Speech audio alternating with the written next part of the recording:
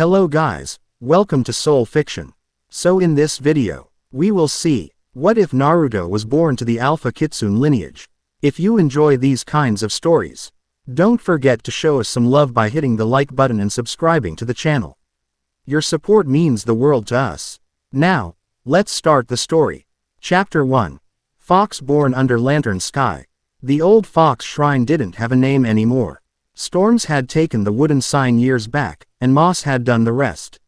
What it had was a roof that kept off half the rain, a stone basin that still caught moonlight, and a stubborn little brass lantern that refused to stay lit. Naruto liked it because it was out of the way. A path of packed dirt and dry pine needles wound from the village wall to the clearing. And even the insects sounded softer here, as if they were keeping a secret. He had a paper bag in one hand and a bundle of thin candles tucked under his arm. The bag held a hand-sized C-arp bun shaped like a fox. Sweetseller had gotten the nose right but the ears wrong. He bit off an ear anyway and set the bag by the steps.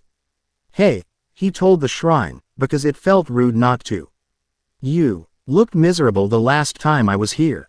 Brought back up. He wedged one candle, then another, into the cracked holders around the brass lantern.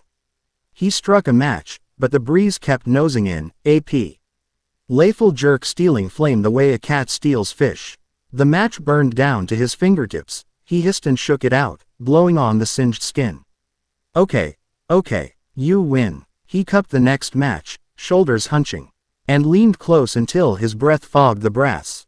He didn't pray, not out loud, but he did the thing he'd learned by accident over the past few months, stripped his thoughts down to one simple wish. Let there be light, not for me, for anyone who has to walk home in the dark. The match head flared. The flame jumped, blue instead of orange, a little colder and a lot cleaner, and it didn't mind the wind at all.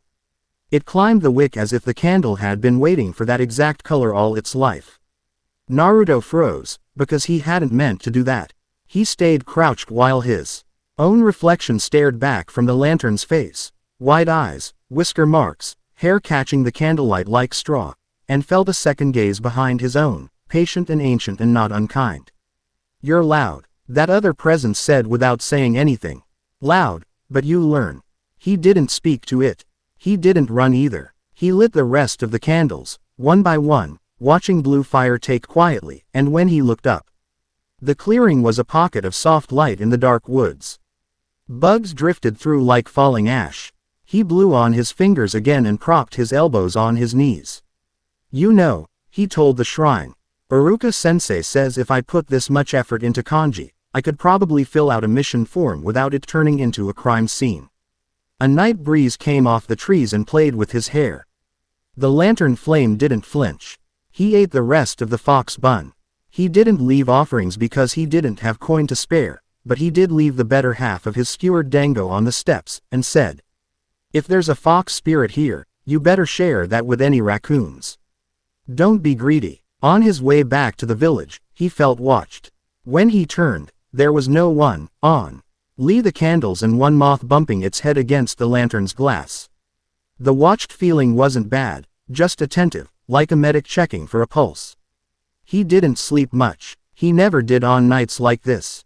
Morning peeled itself open in slivers, gold caught in the edges of rooftops, a smell of soy broth from a stand already boiling its first pot, the clack of buckets somewhere. Naruto ran rooftops because the streets were slower and because the height made him feel like the air had more room.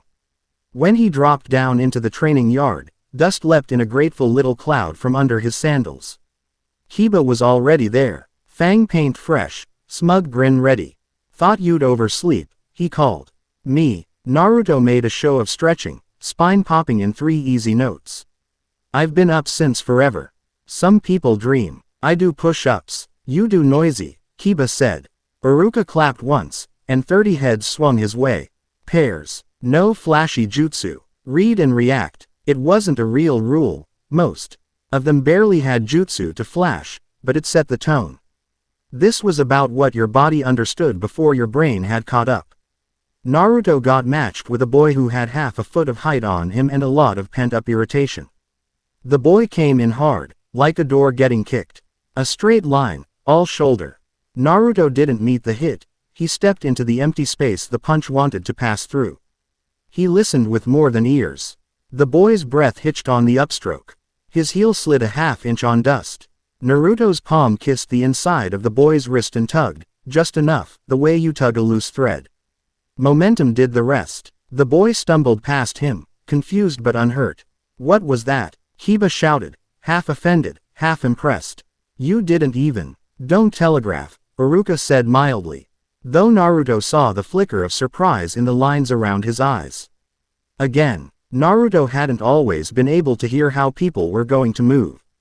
It wasn't hearing exactly. It was not icing the wobble in an ankle before the weight committed. It was the way nerve and intent made tiny tremors. It was scent. Adrenaline had a tinny edge, fear went a little sour, anger blew hot. He didn't analyze it. He just let the information stack without getting in the way. They went again. Naruto slipped, redirected, tapped. It was almost playful. He didn't crow. The best thing about not being the loudest person on the field was that you could save your voice for when it counted. Sakura cheered when she thought he wasn't listening. Sasuke watched with that half-lidded nothing face that meant everything was getting measured against something only he could see. By the third exchange, the taller boy was breathing too fast. Iruka called it and clapped Naruto on the shoulder. Good use of footwork. Naruto grinned. All teeth and sunshine. You mean good use of being small and annoying. I said footwork. Same difference. Iruka was about to hand out water breaks when the gate to the yard creaked and Anko slid in like she belonged anywhere she wanted. She took in the class with a lazy sweep and then focused on Naruto, the way a cat picks the one chair that will annoy the dog most. Who stole my candy? She asked, twirling a kunai so it flashed. I left it on the academy roof with a note that said, do not steal, and somehow it was stolen. Tragic, Naruto said. A crime against sugar. Anko grinned. You owe me, brat. Come find me after class. I've got something that will make up for it. Iruka made the face of a man who had already lost the argument and knew it. After class, he said. And Anko, no maiming. We have exams coming. No promises, she said cheerfully, and slouched back toward the door. Kiba leaned in. What did you do? Nothing, Naruto said innocently. Probably. The market in late afternoon was its own kind of training. You learned patience without noticing. You learned how to root yourself around people without getting elbowed. People who lived on the edge of the village brought root bundles tied with twine and jars of pickled greens that glowed almost black. Someone somewhere was always frying something that made grease sing. Naruto bought 2 skewers of grilled squid and held both in one hand just to see if anyone would comment. When no one did, he ate one and held the other at shoulder height, ignoring it until his stomach did that TW. East that meant he was pretending not to be hungry and failing. He saw Hinata before she saw him. She was on the far side of a sea of shoppers, head down, hands folded in, trying to make herself smaller without vanishing. The white of her eyes picked up light like a bowl picks up water. Anyone paying attention would notice, but the trick of markets was that no one watched anything they weren't buying. The men who had found her were not from around here. They had the swagger of people who thought they could make a mess and be gone before anyone asked for a broom. One had a jaw like he'd lost an argument with a mule. Another had a voice that stuck on certain syllables like a reed in a flute. Look at those eyes, one said, reaching like he'd touch. Pretty little. Naruto was moving before he decided to. It wasn't heroism exactly. It was that itch he got when someone did something wrong on purpose, a wrongness that felt like biting down on a piece of sand. He didn't go straight at them. He stepped into their blind spots and breathed like he meant to vanish. When one of them glanced right, he drifted left. When the other adjusted his stance, Naruto matched that and gave him what his Lance wanted. Space where there should have been resistance. Hey, Naruto said, friendly. You guys lost. The exit's back that way. Try not to get your faces stuck in it. The mule jaw man turned. Beat it. Ah, Naruto said, nodding. The classic, beat it. Strong opener. But here's a counter offer.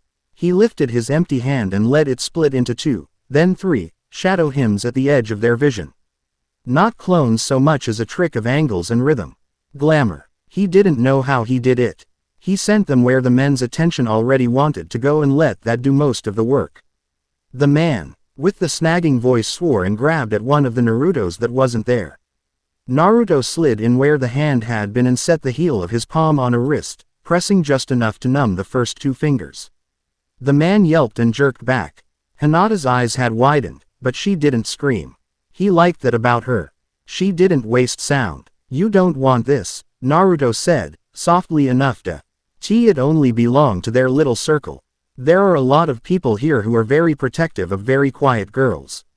They don't look like much until they're moving. You'll lose things you care about. Leave." There was a beat where the men measured him. Naruto watched their throats for the swallow, their knees for the tell. The mule jaw man decided that his pride hurt worse than his good sense. "Brat," he said, and swung. Naruto didn't dodge far. He shifted a foot, let the swing pass close enough that he could smell old sake, and flicked his skewered squid into the man's face. Oil and surprise did more work than he did. The man stumbled, blind and furious, and smashed his head into a hanging sign. The other man grabbed for Naruto's shirt, found empty air, and ended up turning his own wrist in a way that made joints object. A woman selling peppers said, "Ayo," not upset so much as entertained. "Sorry," Naruto told her, meaning it. He took Hinata's elbow lightly. "Come on." He didn't run. Running made people chase. He walked like he belonged here more than them, weaving between a man carrying fish and a kid with a basket of apples, and the men, faces red, pride in tatters, cursed and read to follow and failed because the market was a maze designed for people who didn't try to shove their way through it. They ducked down a row where the stalls were thinner and the smell of soap sat under everything. Naruto let go of Hinata's elbow as soon as he could. He looked back, not at her eyes. Hyuga eyes could read too much, but at the ribbon in her hair, to give her room. "Thanks," she said, soft. Her voice always sounded like it had a second sentence folded under the first. "Anytime," Naruto said, and pointed to her shopping basket. "You got enough to make soup for an army." She glanced down at the seaweed, the tofu, the thin salmon belly. "For father," she said, and then, a beat later as if surprised at her own bravery, "and my sister." "Lucky father," Naruto said. "Lucky sister. Lucky soup." A breath that might have been a laugh. "You used a technique." "Did I?" He tilted his head. "Felt like I used their bad posture. You moved like there were more of you and then less. I almost lost you. You and me both," he said. "Let me walk you to your gate." "That isn't." She started, and stopped, eyes flicking as if thinking about rules and the weight of them. "Okay." Hey fell into the kind of quiet that doesn't demand anything. Naruto listened to the susurrus of the market fade into the clack of sandals on stone and then into the soft crush of grass where the path cut behind a line of houses. Birds flung themselves from one roof ridge to another, all confidence and geometry. At the Hyuga compound gate, he stepped back a pace. "Well," he said, "if anyone asks, you hired me as a bodyguard for 5 minutes, and I got paid in getting to feel tall next to your walls." Hinata's mouth did a small, brave thing. "You don't need to feel tall," she said. "You make other people stand up." He blinked at that, not sure what to do with it except pocket it like a found coin. "See you at class," he said, and turned before he could make the moment awkward. He still felt watched on the way back to the shrine. Not by the Hyuga guards. By the woods. Iruka's idea of a test was simple and mean. "In the teacher's lounge," he said, walking them down the hall that always smelled like chalk and old tea. "There's a shelf with confiscated items. I put a charm there. A little red ribbon with a bell. You have until sundown to bring it to me. If you break anything, you fail. If anyone sees you, you fail. If you get caught, you fail and the teachers mock you forever and ever, amen." Sakura groaned. Kiba perked up like someone had thrown him a bone. Shikamaru closed his eyes as if the nap he'd been missing had finally arrived. "Security will be present," Iruka added, and it had the rhythm of a warning disguised as a joke. "By security," Kiba whispered, "does he mean?" Enko lounged at the end of the corridor like a yes. Naruto scratched the side of his nose. "Okay," he said to no one, and went to make friends with shadows. He didn't attempt the lounge door. That was for people who enjoyed banging their heads on things. He climbed instead, up onto the academy roof, where the tiles were warm enough to leach the stress out of his arches. He crawled to the eave above the lounge windows and hung upside down, letting blood rush to his face until the world brightened at the edges. Inside, through glass glare, he could see the shelf. Iruka hadn't lied. The red ribbon and its tiny bell sat brazenly between a confiscated rubber ball and a slingshot carved with a monkey's face. The window was latched. The latch was old. He bit the inside of his cheek and tasted copper while he listened for patrol footsteps. Enko's voice drifted up from the courtyard. "I can smell you thinking, you know." Naruto's mouth did something that wasn't entirely under his control. "Bet that's exhausting," he muttered. A wind slipped under the tile. He waited until it pushed louder in one direction, that would cover small noises, and popped the old latch with a flat piece of wire he'd bent inside his sleeve. He slipped the window open a hand's width, exhaled, and slid through in a moving exhale. He landed like a cat dropping from a table it was never allowed to be on. The room smelled like chalk dust, burnt tea, a dozen different pens, and the faint oil left by 100 hands on a doorknob. He kept himself to the thin stripe of shadow along the wall and reached the shelf without letting his shoulders brush paper. The bell was smaller than he expected. He wrapped the ribbon around his fingers and then, because he couldn't help himself, he left something in its place, a faux paw he'd cut from blue paper and folded until it had attitude. He propped it where the bell had been. It glared at the room like it dared anyone to move it. "Cute," Anko said from the doorway. Naruto didn't jump. He refused. He let his throat relax. "Thank you," he said, and tossed the ribbon up. Anko's hand flicked and caught it and flicked it back. It pinged once, faintly. "You could have been quieter," she said. "I was pretty quiet. You were enthusiastic about being quiet, which is different." She leaned her shoulder against the door frame. "You gonna walk out or you gonna try to ghost me?" "Depends," Naruto said. "Is there a third option where I compliment your hair and you're so flattered you let me go?" "No," she said, deadpan. "Then ghost it is." He didn't vanish. He made being present unimportant. He let his breath match the room. He moved when Anko blinked and the light shifted, in the spaces where attention wasn't. It wasn't a full glamour. He wasn't bending eyes, just the habit of people who didn't matter to anyone with keys. He slid past her with a nod so small it wouldn't bruise. She let him, eyes bright, mouth crooked. "You owe me candy," she said as he went by. "Put it on my tab," he said. And then he was gone, the ribbon wound around his wrist, his grin tucked behind his teeth where only he could feel it. Iruka met him on the practice field at sundown, the sky blown out like the inside of a seashell. Naruto held out the ribbon. Iruka took it and shook his head. "You left a calling card. A little one. You'll make enemies that way." Naruto shrugged. "I'll make sure they're the right ones." Iruka's mouth tried to be stern. Failed. "Go home. Eat something green." Naruto made a show of thinking. "Does green tea candy count?" "No," Iruka said. "Absolutely not." "Harsh," Naruto said, but his feet were light on the dirt. At the shrine, the candles had guttered in their cups. He'd expected that. Wax only lasts so long. What he hadn't expected was the tea. Hing pinned to the lantern with a long iron tack, a square of white paper, edges cut so they looked like teeth. He felt the change in the air as soon as he touched the steps. The lantern's glass had gone fog cold. The forest sounds sat down. Even the moths gave the shrine a wide berth. Naruto reached for the lantern, and the blue in his blood answered like a held note.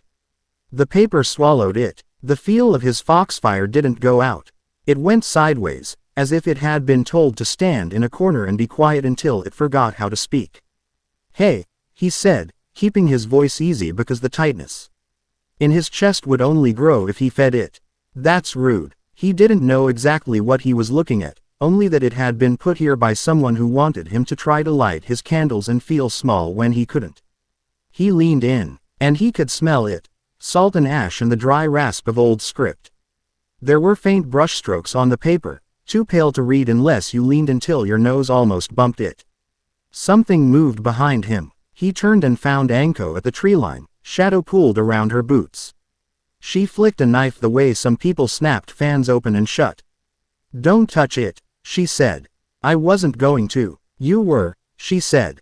You always do the thing right before the person who loves you says not to. He gestured at the lantern. You love me. Don't get weird about it, she said. She stepped in, squinted at the paper, and threw the knife. The blade bit the iron tack, the paper ripped, and the sound the lantern made when the pressure let go was almost a breath. The flame didn't leap back immediately. It was more dignified than that. Naruto reached out with the part of himself that wasn't fingers and coaxed, and the blue came, and the glass fogged in reverse. The moth that had been waiting came back and tapped at the glass like a friend knocking on a window. Anko watched his face more than the flame. Where did you pick that up? She asked, meaning the coaxing, the blue. The feel-like touch without skin. Up, Naruto said, tilting his head toward the general region of his heart. Wasn't on sale. I'd have bought a receipt. Don't joke, she said, softer than she usually let herself be. Those tags are meant to make you think the quiet is your fault. It isn't. She flicked her eyes into the trees. There are people who want bloodlines gone. Not because of anything you did. Because it's neat and tidy to fear the thing that makes you different.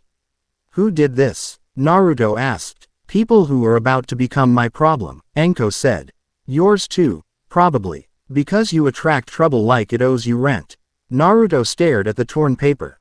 He remembered the way the men in the market had reached for Hinata like she was a thing, not a person. He remembered Iruka's ribbon test. The bell that only sounded enough to make you know it could sound more. He remembered the quiet in the woods feeling like a held breath under someone else's hand. Okay, he said, if they're going to make it my problem, they should at least learn my name. Anko's mouth did that crooked thing again. Careful, she said. Names are sharp edges. I'll be careful, he said. And meant it more than he had a minute ago. He relit the candles. The blue light pushed into the corners as if it had been told it was allowed again.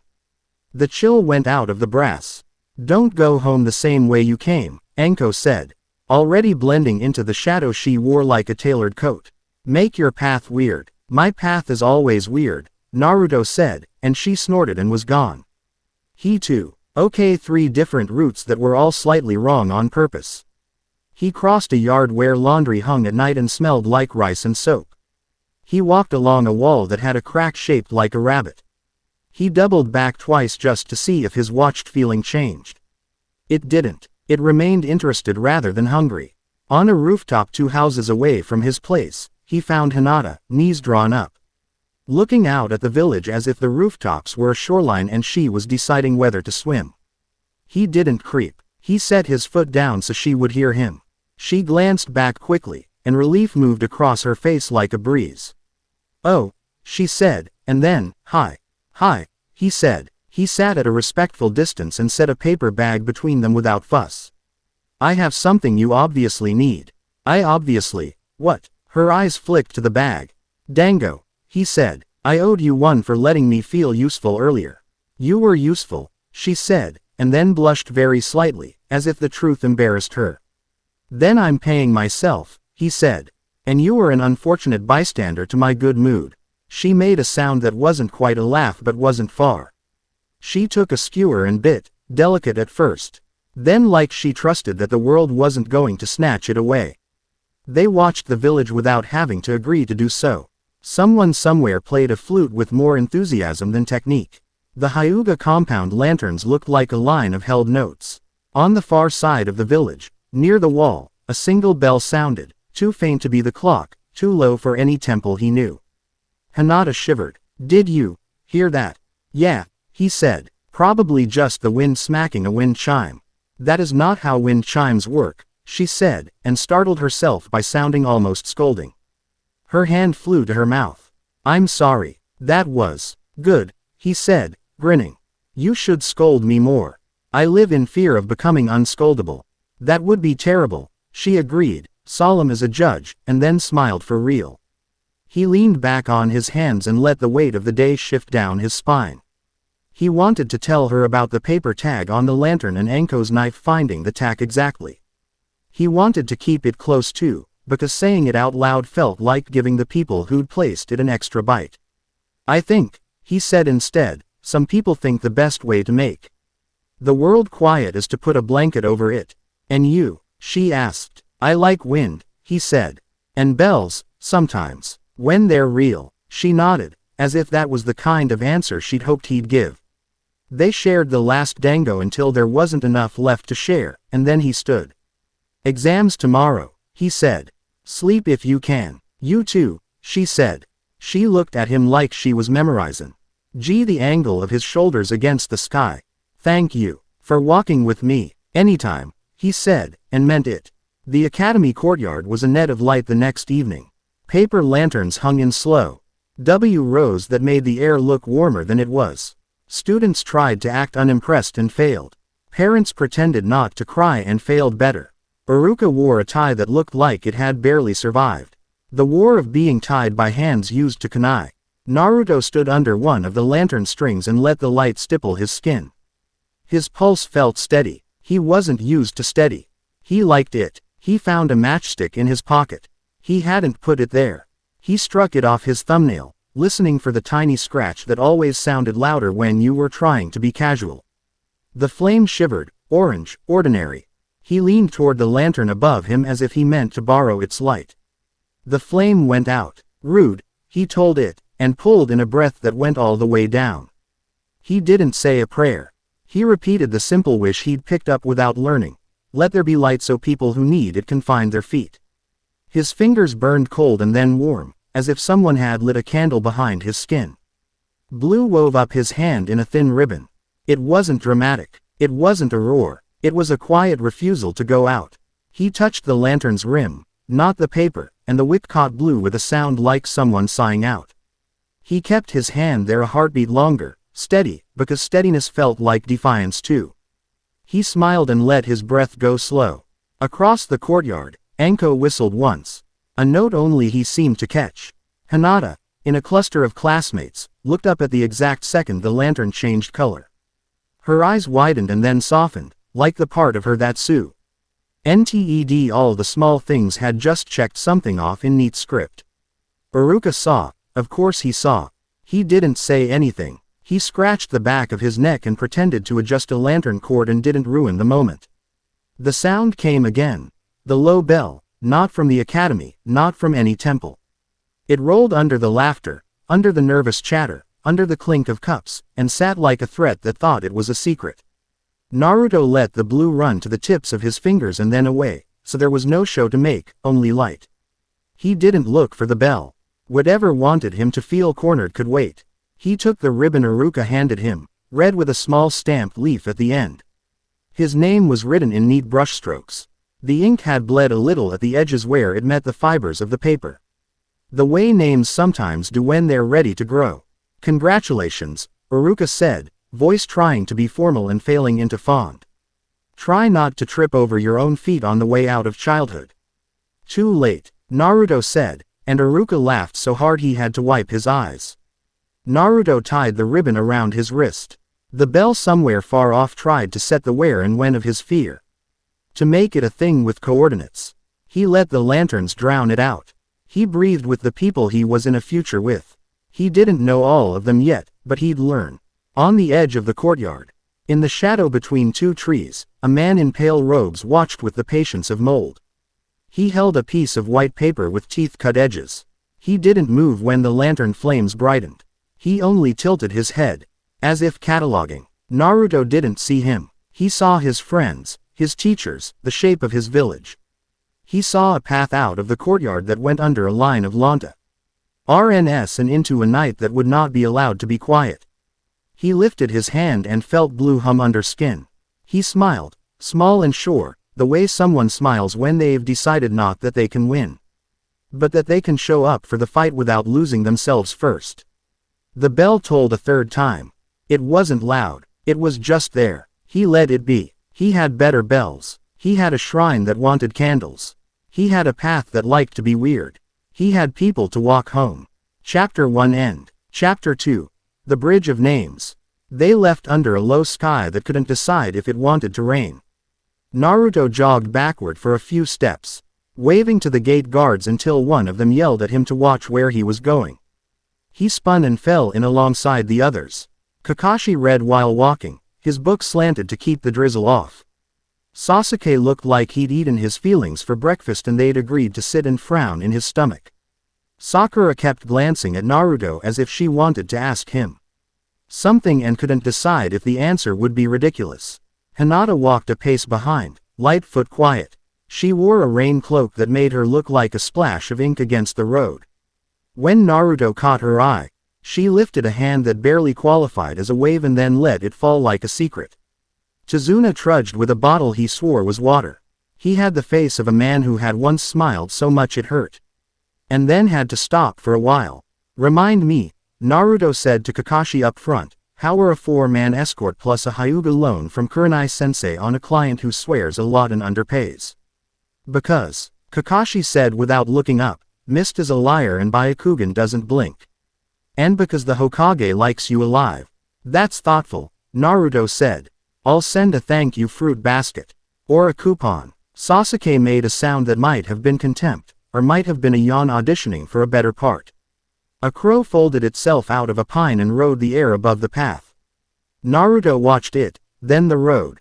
Then Hinata's feet. She didn't trip, which was disappointing, because he'd been ready to catch her elbow and collect a quiet, "thank you," like a pressed flower. They SSED a weathered roadside shrine with no roof at all. Someone had tucked a string of shells where a bell should have been. The shells knocked like teeth when the breeze pushed through, and the sound wasn't pleasant.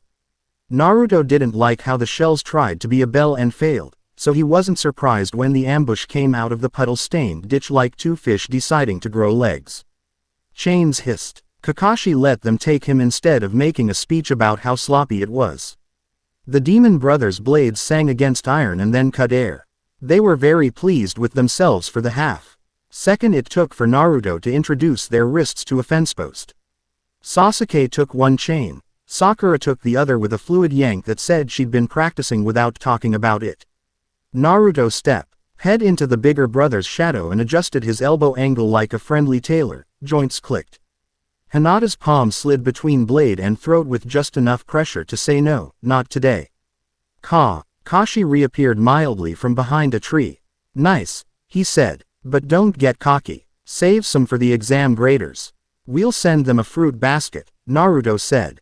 They left the brothers hogtied with a note pinned to a tree, "if found. Return to Mist with better manners." Kakashi didn't sign it. Naruto drew a tiny fox at the bottom because he couldn't help himself.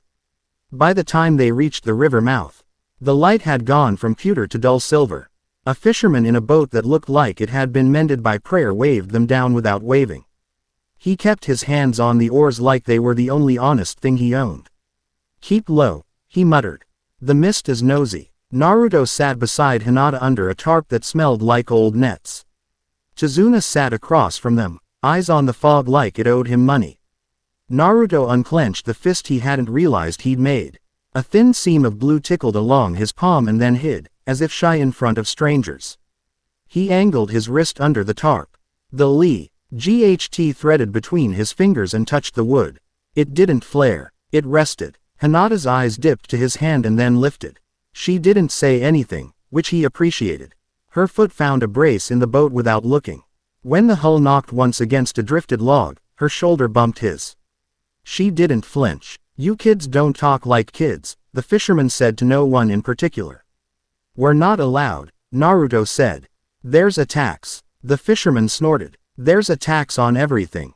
Mist swallowed the world in polite bites. The boatman's oars barely disturbed it, but sound did odd things, whispered back. Forgot where it was supposed to go. The hair on Naruto's arms lifted in recognition. He glanced at Hinata. She murmured, eyes unfocused. 1, 2, 4 shapes on the left bank. Low, not moving. Could be stones. Could be people who think being low makes them invisible. "I'll wave," Naruto whispered. "See if they wave back." Kakashi's voice from the bow. "No waving." "Not even a little?" Naruto asked. "Wave at me if you must." Naruto waved at him. Kakashi didn't look. They slid under the skeleton of a pier and passed into an inlet crowded with the ribs of dead boats. Naruto wanted to light the blue hum under his skin and see the way mist would take the color and turn the world honest. He didn't, because honest was also visible. When they beached in reeds, the boatman shoved them off with a grunt and didn't wait to be thanked. If you make it, he called, tell Tizuna to pay our tab with the ocean. Tizuna didn't look back, which told Naruto what kind of guilt had taken up residence in him. They left the inlet and stepped onto dirt that had been asked to be a road and had refused. At the first bend, Naruto saw it, a square of white paper stuck to a leaning post with an iron tack. Edges cut into little teeth. He didn't touch it. He didn't look like he'd seen it. He let his eyes move over Hinata's shoulder and into the trees. Hinata's fingers stiffened a fraction, then loosened.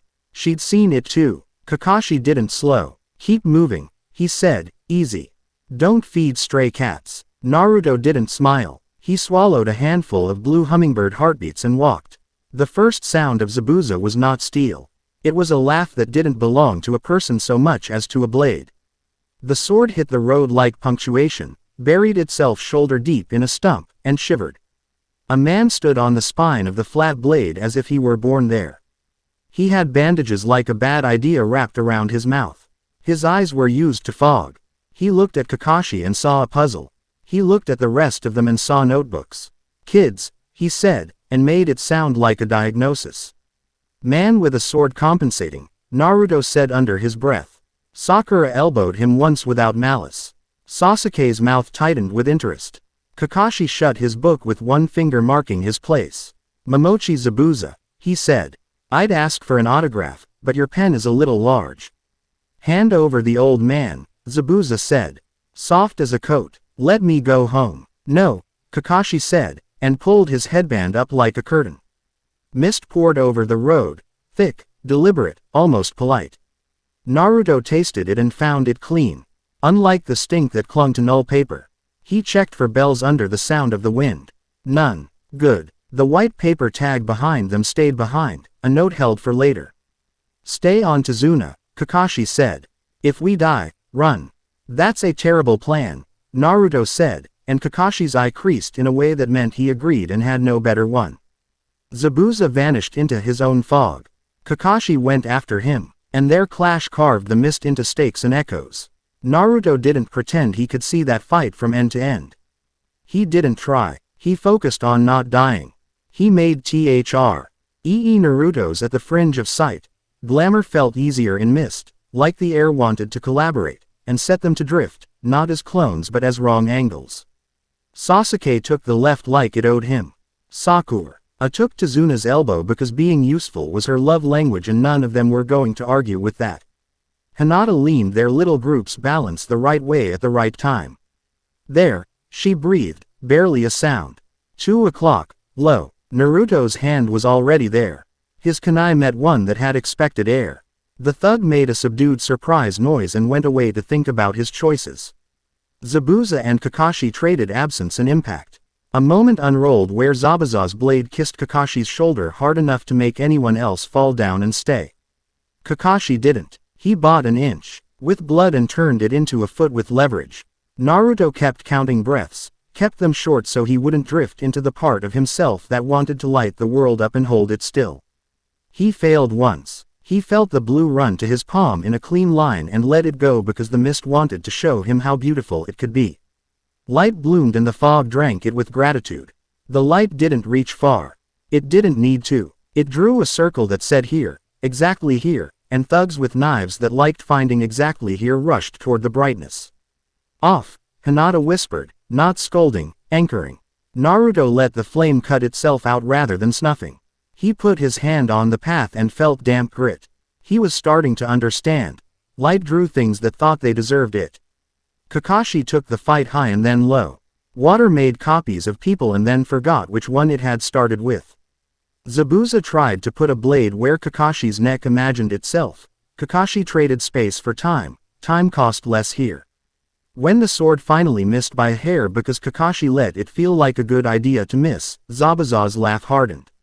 Kids, he repeated, like he'd finally read the word on the page and realized it was important. He broke off first, not because he was losing, but because someone else's job needed doing. He swung onto a branch in a set of motions that had no wasted edges and carved himself back into the mist. Kakashi swayed. He'd used more chakra than he ought. He looked annoyed with himself for bleeding on his vest. We're not done, he said. But we're done for now. Move. They moved. Wave greeted them with tired wood and the sound of boards that had been hammered too many times. Chizuna's house sat above the water on legs that seemed too thin for it. The way old men stand and their canes look flimsy and then aren't. Tsunami opened the door and let the worry leave her face only after they stepped inside. Inari peered from behind her with a 10-year old suspicion that nothing good stays and everything bad sits down. Naruto washed his hands at the basin and didn't wipe them on his pants in front of Tsunami because he was not a monster. He ate what she made without saying it needed salt, because it didn't, and because the way Tsunami watched Kitsune eat told him where time had gone in this house. Inari looked at Naruto's wrist, where the graduation ribbon sat with the stamped leaf and a little bit of road dust ground into the fibers. That won't save you, he muttered. Probably not, Naruto said. But it looks good with everything. Inari almost smiled. Didn't. That was okay. When it was full dark and Kakashi had taken his bandana off long enough to wash blood out of it, Naruto slipped outside under the pretense of needing air. Hinata followed a minute later as if she, too, remembered how air worked. The house stilts made clean lines against the black water. Somewhere a fish jumped and turned a ripple into a message that none of them knew how to read. You moved well, Hinata said, and then flinched like she'd said too much. You too, Naruto said. Your 2 o'clock low saved me a very embarrassing scar. She tucked a strand of hair behind her ear, which was like watching a cat decide you were not a threat. Your light, it drew them, but it made you steady. It made me visible, he said.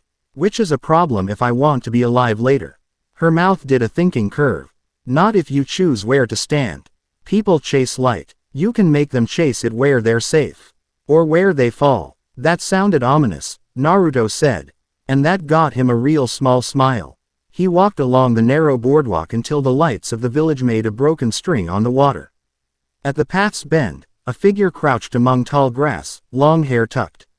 For a stupid half-second, Naruto's brain did the thing where it tried to decide if ghosts collected herbs.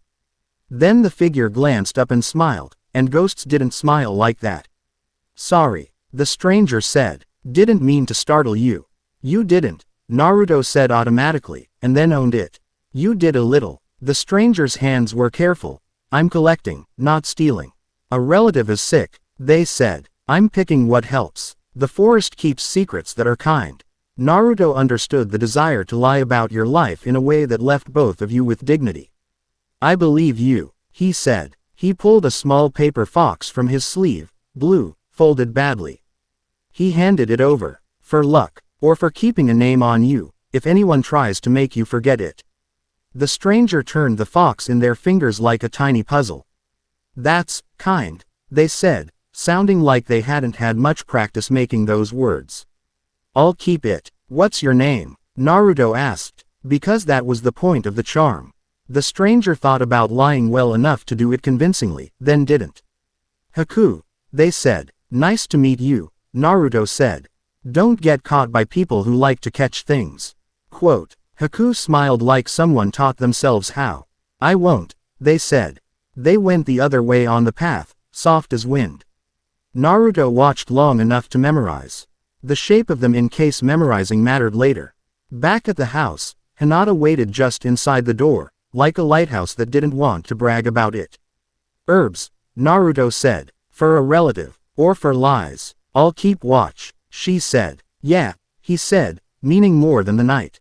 They slept in shifts. Naruto dreamed of candles that refused to go out even when someone cupped both hands over them and blew. The morning came fog thick. The bridge jawed out into it like stubbornness. Workers moved along the span in rain-slick coats, shoulders set. Gato's men clustered at the far edge like corruption had hired a crowd. Naruto hated the way the workers flinched when someone shouted. He hated how the flinch wasn't dramatic, it was practiced. He made himself the kind of visible that wasn't boiling blue. He made himself the kind people recalibrated around. Stay behind me, Tazuna said to no one in particular, which was adorable. The first stones thrown weren't stones. They were words about how stupid it was to build anything and how easy it would be to unbuild a person. The second stones were stones. They came from hands that had forgotten better work. Naruto watched the first one all the way in and didn't move. It hit the board an inch short, because the hand that threw it had a wrist that bent wrong and a shoulder that remembered regret too late. He moved when steel came. He made 3 Narutos just out of the eyes. Edge again. Mist helped, angles helped, everything helped when you didn't pretend it was just you, and pulled men off the workers with a fist, a foot, a quiet parry. Sasuke's blade work crisped in the fog like lines on a woodblock print. Sakura anchored Tizuna and corrected a man's shoulder with a punch that would make tomorrow taste like pennies. Then the mirrors went up. They bloomed around Naruto and Sasuke in a circle, beautiful if you liked cruel architecture. Thin sheets of ice that held reflections like secrets. Naruto faced himself, and himself faced back, hair damp with mist, eyes wide. Body ready to betray him if he let it.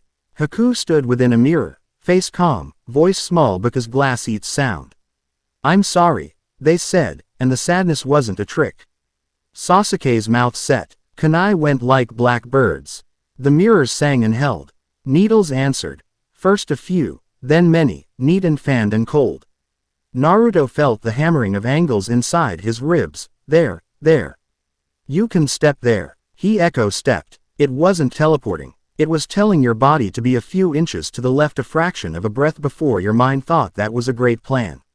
He slid through a needle net and felt the hiss of one line his cheek. He tasted blood like a copper coin he'd kept too long. Hinata's voice reached him, thin and bright, bent by the mirrors. 3 left, then 2 right, no, now, down. He obeyed. He didn't ask how she saw, he trusted that she did. He raised his hand once, reflexive, to light blue and cut a path, but the flame died at birth. It didn't even get to blue. It fizzled orange, a fake candle at a party, and went ashamed. He felt the null like cold teeth. He looked down. A square of white paper, edges cut, had been slapped at shin height where the mirrors held firm. He hadn't seen the hand that placed it. He didn't need to know. He knew the shape of the hate. He didn't curse. He stamped. The paper tore, and the chill blew out of his bones like someone had opened a door. His foxfire flared, hungry with relief, and he almost let it climb. He didn't. He grabbed the heat with both hands and pressed it against the mist. Steam coughed. Mirrors blurred. For a second that was almost 2, sight failed the enemy who loved sight. Sasuke's eyes drank what they could and made something of it. He moved people through gaps that shouldn't have been there. Haku's needles still found flesh. That was their job. Naruto took 3 in the shoulder and didn't stop. He stepped where Hinata told him before she spoke. He put a hand against a mirror while steam ran its face. And the true cold kissed him in a way that said, "You are not enough to melt me." "Then I won't," Naruto said, and ripped his hand away before he was tempted to try to be a hero for a thing that wasn't asking for one. A shout like a torn rope snapped across the bridge, Kakashi's, which meant something had changed with Zabuza. The fog shifted. The mirrors wavered. Haku's eyes went to the sound. And in that glance, Naruto saw it again. The part of them that had chosen to stand between a blade and a man's bad decisions. "Don't," Naruto said as if it mattered. "Don't go back to him. He'll ask you to be something only knives survive." Haku looked at him through a sheet of ice, which is to say they didn't look at him at all. The mirrors dropped like coins in a well. The sound they made was a bell the fog couldn't eat. Haku disappeared in the way that says, "I have somewhere to be, sorry." Naruto ran without thinking about where. Sasuke ran beside him and then passed. Lungs burning with the desire to be first to every conclusion. They hit the main span where steel argued with water. Kakashi had Zabuza at a bad angle, which meant Zabuza had Kakashi somewhere between too tired and too stubborn. Gato's men, seeing something like advantage, started shouting about money as if money were a wall you could hide behind. Haku appeared like a solution you wish you hadn't thought of. They put themselves between Kakashi and Zabuza with the terrible grace of a decision well made. Kakashi's strike went true. Haku's body agreed to hold it and then fell down on purpose. Zabuza's laugh went somewhere else and came back wrong. For a breath, he looked at the world like he had no idea what anything was called, and then he found one word and it was mine. He didn't pick up his sword like a weapon. He picked it up like a cortege. Gato said something about contracts that made the workers flinch in muscle memory. Zabuza walked through men who had learned bravery in gangs. He walked like someone who had already been cut in half and didn't mind the rest. When he was done, Gato didn't have a throat for promises. Zabuza slumped against his own sword. Kakashi stood a yard away, breathing like he'd traded an organ for an extra minute. Sasuke stared in the way of someone who had thought about what winning meant and not liked the math. Sakura had Tezuna's sleeve in a grip that would leave a mark. Which was better than leaving a grave? Naruto stepped to Haku. He didn't kneel hard. He didn't wail. He set his paper fox beside the hand that had held it. Haku's fingers curled, almost reflex, almost blessing. "I'm sorry," Naruto said, "because sometimes the right words are the simplest and there is nothing to do but hold the edges." He wasn't apologizing for the fight. He was apologizing for the way the world convinces kind people to burn themselves as lanterns and then pretends the light was always there. He stood and found Zabuza looking at him through bandage and blood. Zabuza's eyes were finally human. "Kid," Zabuza said, and had to stop to swallow glass. "You keep your name. Don't give it to anyone who only knows how to throw it." Naruto nodded. It felt like an oath. The workers began to move without instruction. Someone started tying ropes. Someone else fetched planks. People who had no right to feel strong did what strong people do, because that's how bridges get built, by hands that decide they are allowed to. Naruto lit his palm with blue and held it low, not as a beacon, but as a line to follow when the fog tried to turn legs into arguing thoughts. He didn't make speeches. He walked, and people adjusted, and the path through the mess became a path through the mess. When it was over, by which he meant when everything hurting had a place to sit, talk. Zuna stood in the middle of his unfinished bridge and looked at the water until his eyes were too full for it. "We'll finish it," he said. "We will." "You will," Naruto said. "And when you do, don't aim it after a man who was famous for killing. Name it after the light people followed when it was hard to see." Tazuna blinked. "You mean the sun." "I mean lanterns," Naruto said. He felt foolish for half a second and then not at all. "The kind you can hold." Tsunami arrived with a basket of bread and the kind of breath that proves someone ran while worrying. She set the basket down like it was an offering and touched Tazuna's arm.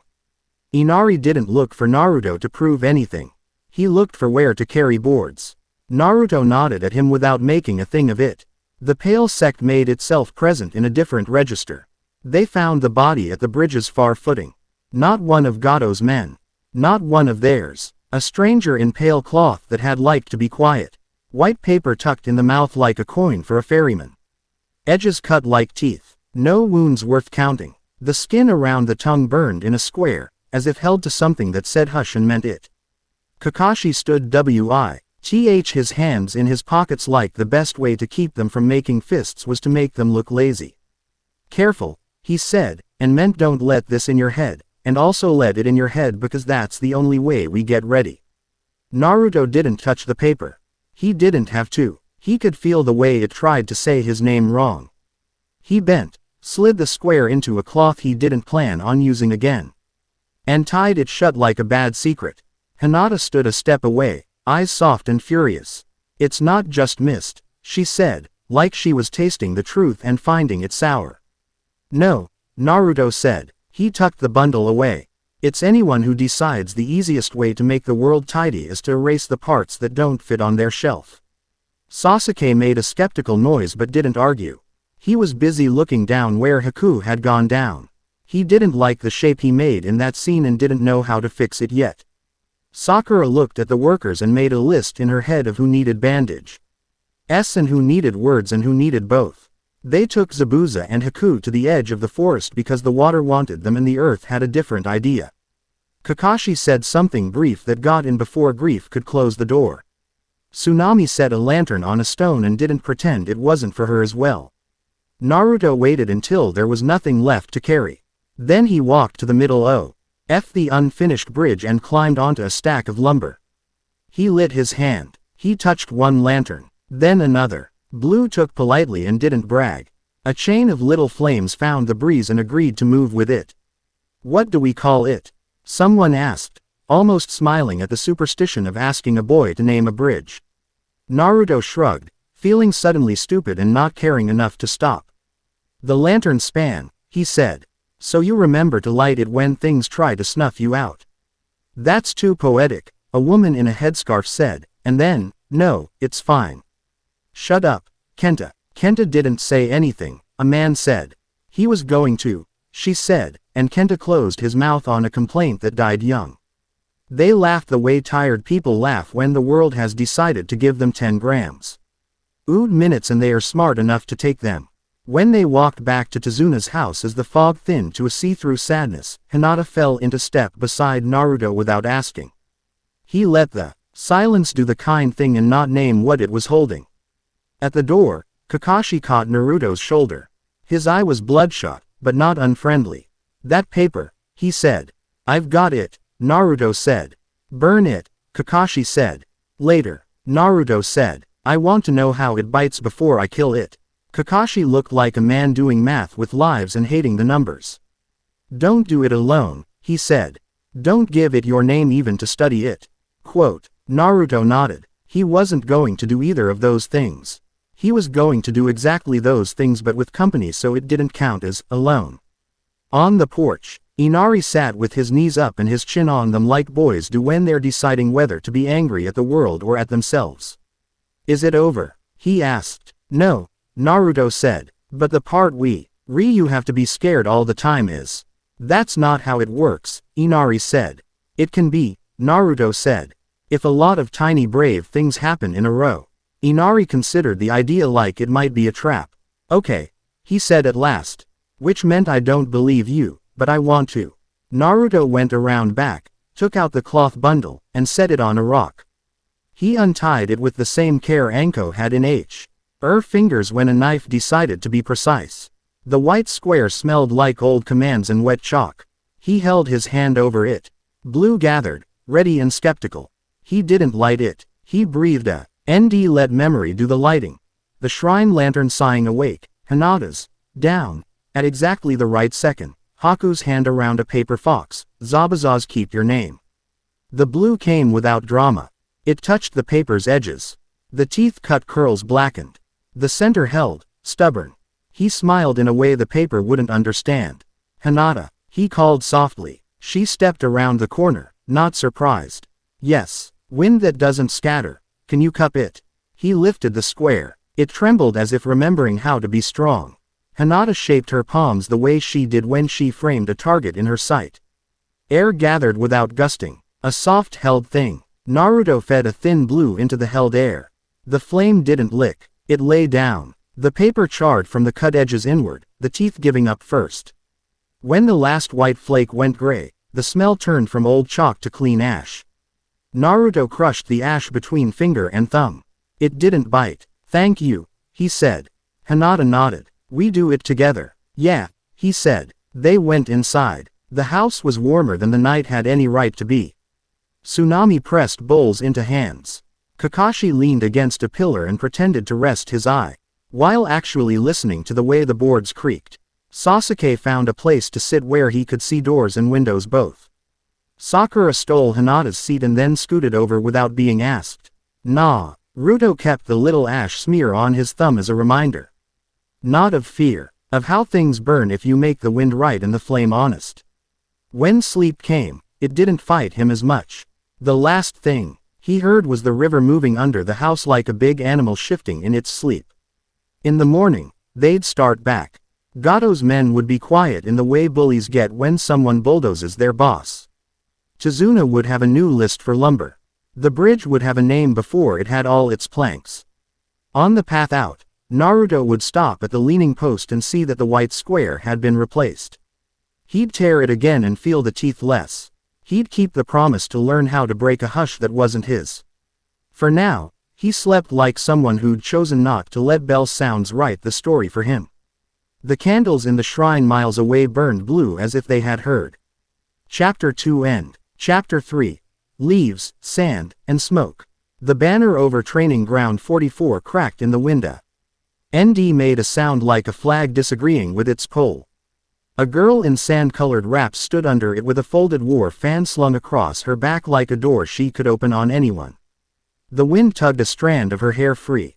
She didn't fix it. She watched people. Naruto watched her watch people. She caught him at it and arched one brow.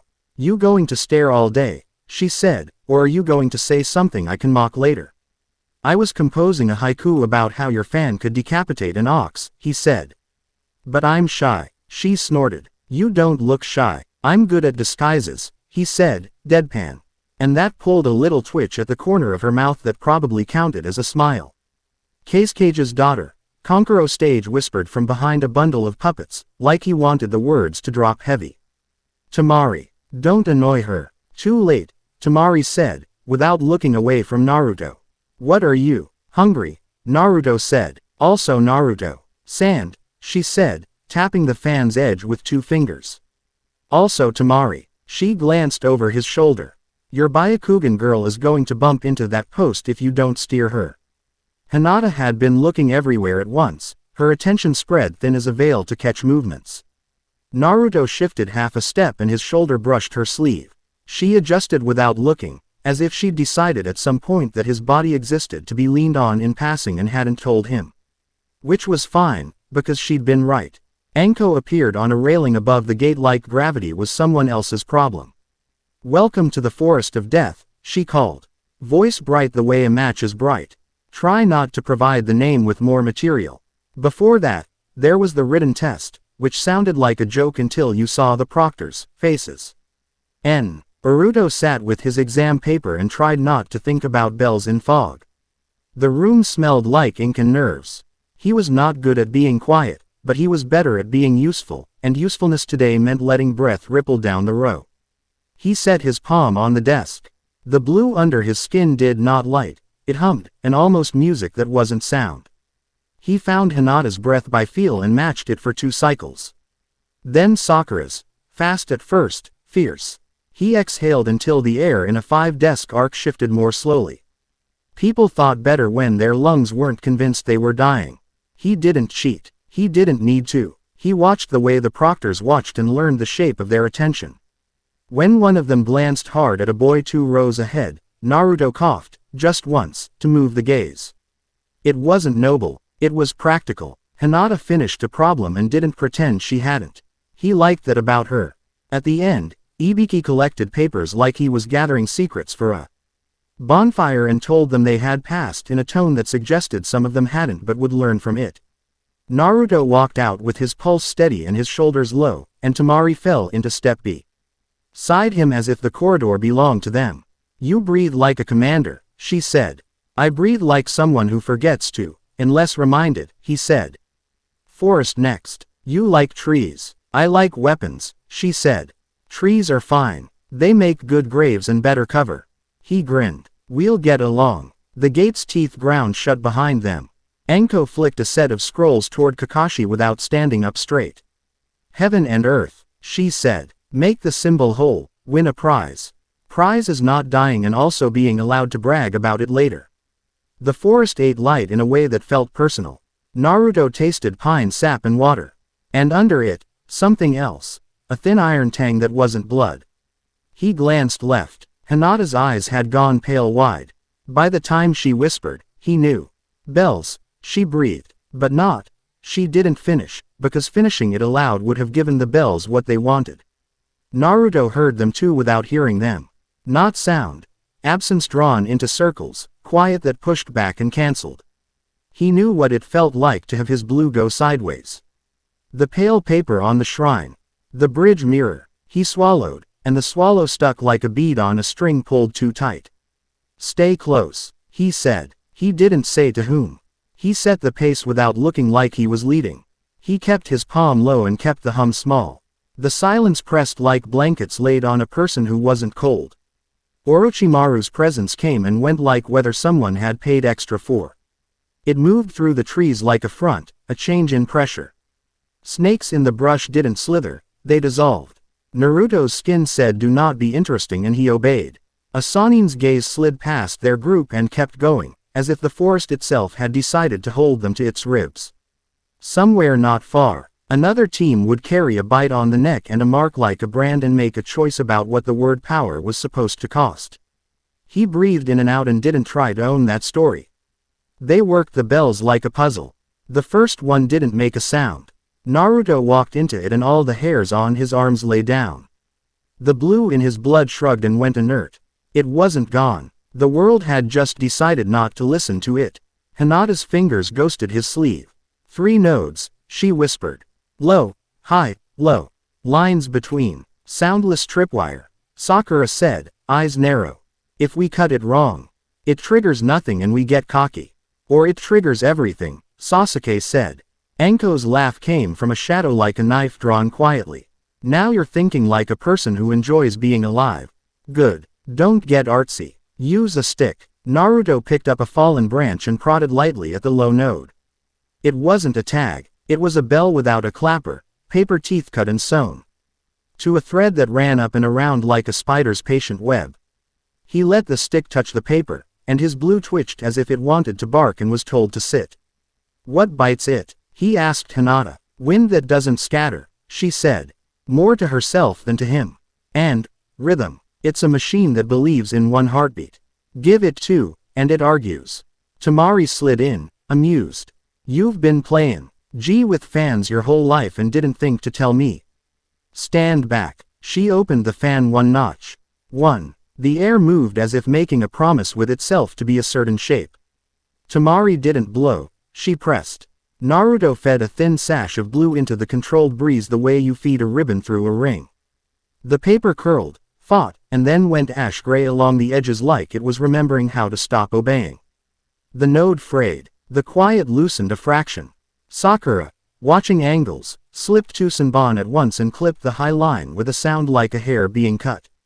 Hinata put 1 fin, Gear against the last low node and just pushed. Gentle. The paper gave up. The bell did nothing at all. That was the point. Cuter than a bomb, Anko said. Keep moving. Are we going to talk about Ho? W? That enemy setup was not in the brochure. Naruto asked. No, Anko said. We're going to admire your neck and how attached it is and keep it that way. They moved. The sect cell didn't wait long. Figures in pale cloth stepped out from behind a stand of bamboo that had learned patience from time.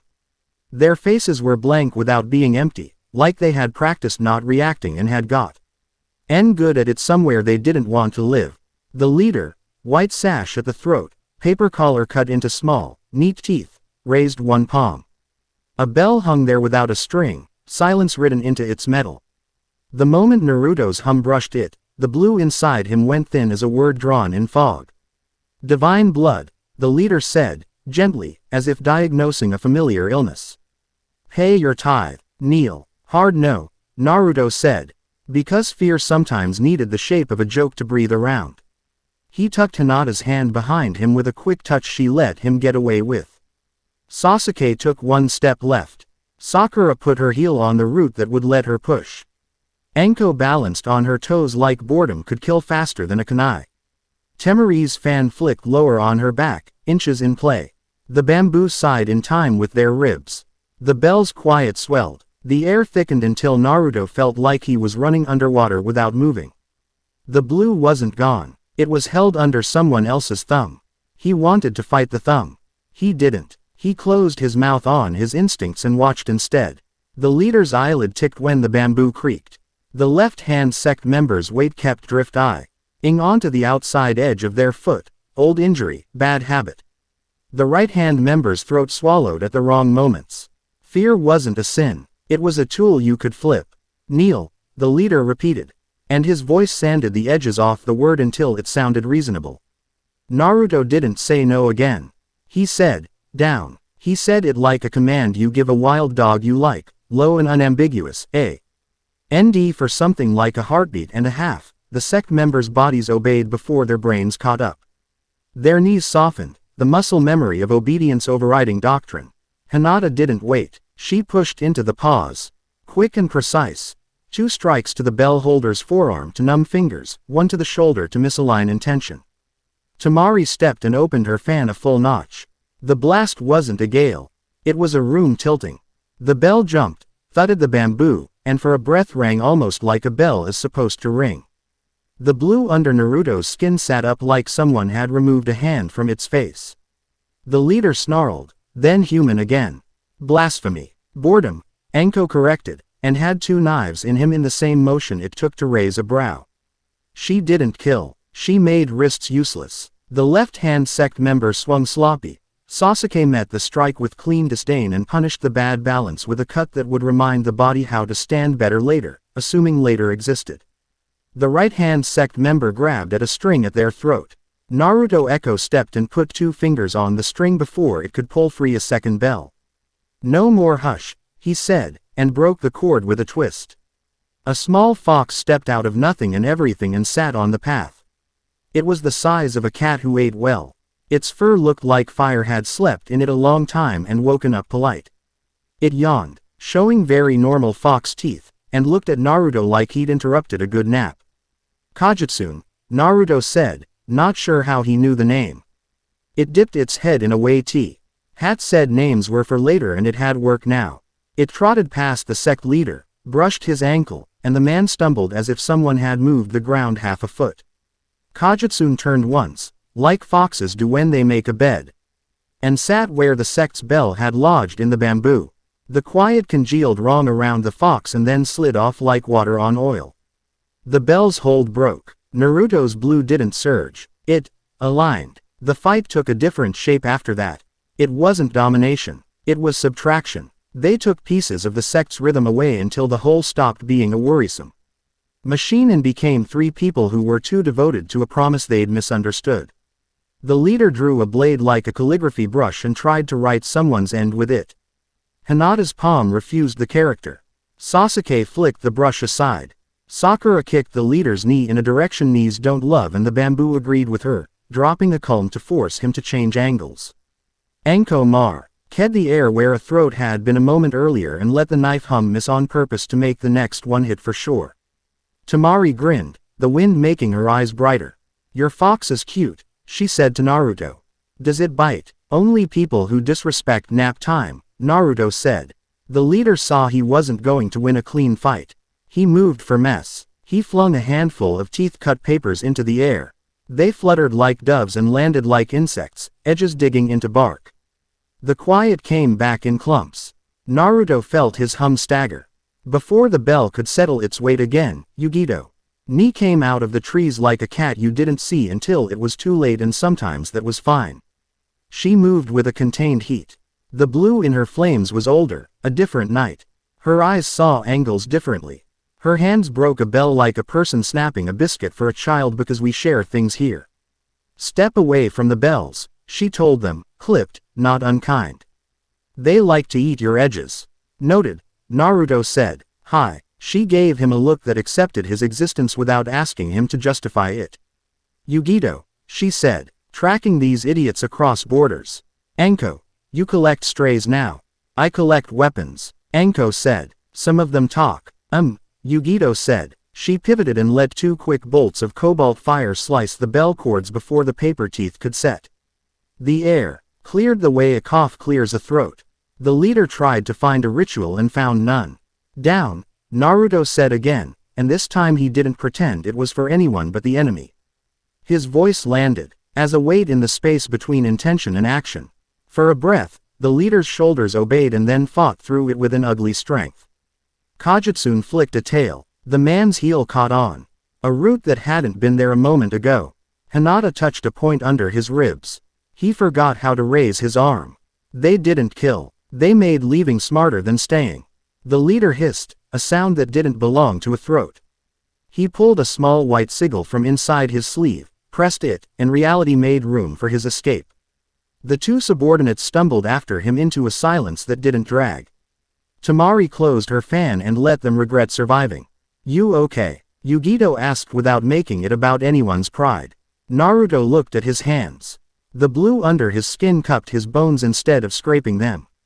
He exhaled. Better now that your timing is dramatic. Not dramatic, she said. Practical. Kitsune circled Naruto's ankle once and then vanished like steam leaving a kettle. Cute, Temari repeated. I want one. Quote, you can borrow mine, Naruto said. But it'll nap on your paperwork. I don't do paperwork, she said. Then it'll nap on your brother, Naruto said. Temari. Kankuro called from somewhere peopled by puppets, stop flirting with leaf trash. I'll flirt with your funeral, Kankuro, she called back, effortless. Hinata had been quiet, eyes moving slow, not missing anything. She put 2 fingers lightly on Naruto's wrist. Your tails, she said, so soft it might have been only for him. He hadn't noticed at first. The blue gathered behind him like a banner thinking about unfurling. 1 tail's sweep, then a second flicker. He felt the way they tightened his senses to razors and made his mouth a little too full of the taste of sound. He breathed in and the world crisped. He breathed out and the edges softened. Hinata didn't say be careful. She didn't have to. She put her palm against his cheek, not like you calm a wild thing but like you tell someone you're here. The tails eased by a fraction. He saw the outline of himself in her eyes and liked that he didn't look like a story people write to be impressed by. I'm here, she said, simple as soup. Her fingers were cool from the air. The silence that wanted to be a cage couldn't decide what to do with that. A sound like bad music ripped across the canopy. Not bells, not wind. A long, ugly knot. That meant seals breaking where they shouldn't and allies turning frenetic in corridors where they'd trained as children. Sound and sand, Anko said, flat. We have company. Temari's mouth tightened, the first crack in her calm. She didn't look at Naruto. She didn't not look. Orders changed, she said to herself, and then louder, to no one she had to name, protect civilians. The rest is Poli. Kitsune will sort itself out under someone else's signature. Good plan, Naruto said. Let's steal it. They ran. The forest of death tried to keep them because that was its job. They told it no with their feet. All of them, Leaf and Sand and Kumo, moving as if a drum had started and the song had disliked being interrupted. The sky over the stadium looked wrong before they saw it. Papers hung in the air like snow that wouldn't land.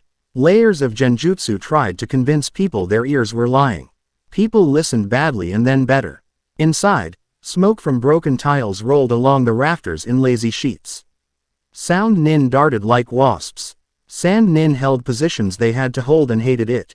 Civilians did the thing civilians always do when the edges of the world fray, they looked for doors that were already blocked and then ran anyway, finding ways because people are good at wanting to live. Kakashi met them in a hallway that had just remembered it was also a killbox. We're improvising, he said cheerfully. Which was how he described all of his plans. Get people out. If you see altar-looking things, break them. Altar-looking? Naruto asked. You'll know, Kakashi said. They did. Papers like the ones in the forest sat around a circle of chalk-like children around a storyteller, except what they wanted to hear was quiet, and quiet didn't need friends. A pale-robed figure in arch under the stairs held a bell that wasn't a bell, fingers bruised from gripping it. Kasuga the White, Anko said, tone flattening into that special happiness that meant knives were going to get used properly. I was hoping you'd come to my party. Kasuga didn't flinch at his name. He moved his hand and the chalk wavered like heat. The bell didn't ring. The air obeyed it anyway. He wanted Naruto. You could see it in the way his gaze went over Temari and through Yugito and around Hinata and still didn't land until it reached the boy with the ribbon on his wrist and the blue under his skin that refused to lie down. I know what you are, Kasuga said, which was a strange thing to say to someone in a hallway full of screaming. The Alpha Mantle is a resource. You will help us separate it from the person carrying it. Nope, Naruto said. Sorry, checkouts are closed. Kasuga tilted the bell 1 degree. Naruto's hum faltered. His glamours, the little edges of himself he kept at the pay. Rifery of vision, went out like candles in a draft. He didn't argue with that. He changed games. Down, he said, 1 more time, because sometimes repetition is how you make a word yours. The command hit the space and slid off Kasuga like water on lacquer. It didn't matter. The 2 sect enforcers behind him softened their knees and lost a half breath. Hinata took both, not with power but with precision. Anko went for Kasuga's wrist and lost the angle. The bell's field made direction funny. Yugito's blue fire hit the paper teeth and the papers tried to drink it and choked. Temari opened her fan 2 notches and shoved. Wind caught flame and turned it into knives. The chalk circle cracked. The bell's hold loosened. Kasuga pivoted the bell. It was tidy. It was beautiful. It aped divine technique. In a cone wide enough to make most people useless for the next 10 seconds. Naruto didn't give it that worth. He stepped into the edge of the cone where it thinned and put his hand against the floor. Blue ran down his arm and into stone. It didn't flare. It threaded. The floor warmed in the places where cracks already wanted to run. The chalk that pretended to be doctrine gave up first. The line that made the altar a machine broke and the hallway breathed again. Kasuga looked at Naruto with something that might have been interest. Adaptable, he said. That's worse. He flicked his fingers, and a sheet of paper whipped up from his sleeve. It blossomed midair into a lattice and came down like a cage. Naruto didn't jump. He stepped toward Hinata and put his shoulder under a rib of lattice and lifted as if the thing were a friend who'd had too much to drink. The lattice didn't like being asked to move gently instead of being broken. It decided it didn't exist. That was useful. Enko got a knife in Kasuga's shoulder. Not deep, because he wore misdirection like a breastplate, but enough. Yugito slammed 2 fire chains around Kasuga's wrist and the bell went heavy for him to wah. Why it had gone heavy for them seconds ago. Temari's wind slammed the bell into the wall. It didn't break, because some things don't until they do. The crack running through it made a sound like a failed note.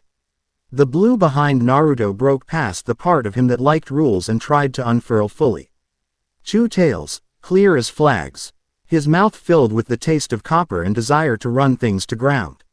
He took a step toward Kasuga that would have been a different kind of step. Hinata's palm came up, not in the way she struck. In the way she stopped a friend from standing too fast after being dizzy. She touched his cheek again.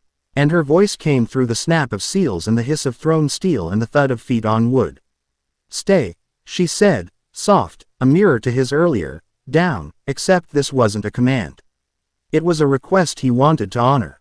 He stayed. The tails didn't vanish. They stopped reaching. He breathed in and let the room come back to lungs and ribs and concrete weight and the sweat at the back of his neck. Kasuga saw it. He looked at Hinata then, with detached curiosity, as if noting where an equation carried a constant you'd missed. The cruelty in him was tidy and wanted different work. He backed through a gap that opened in the air like a door in a wall that hadn't existed a second ago. Soon, he said, which was boring, but threats usually are. The gap shut behind him with a paper-cut sound. The hallway held for 3 long breaths and then remembered what it was doing. People ran again, but smarter. Kunoichi used their bodies as shields without making speeches to explain it. Naruto grabbed a boy whose chin had 3 stitches and moved him under a beam like moving a plant out of direct sun. Temari barked orders at Sand Nin and Leaf Nin both and no on. Argued because competence doesn't need a passport. Yugito broke a second altar and a third with a muscle in her jaw ticking like a metronome.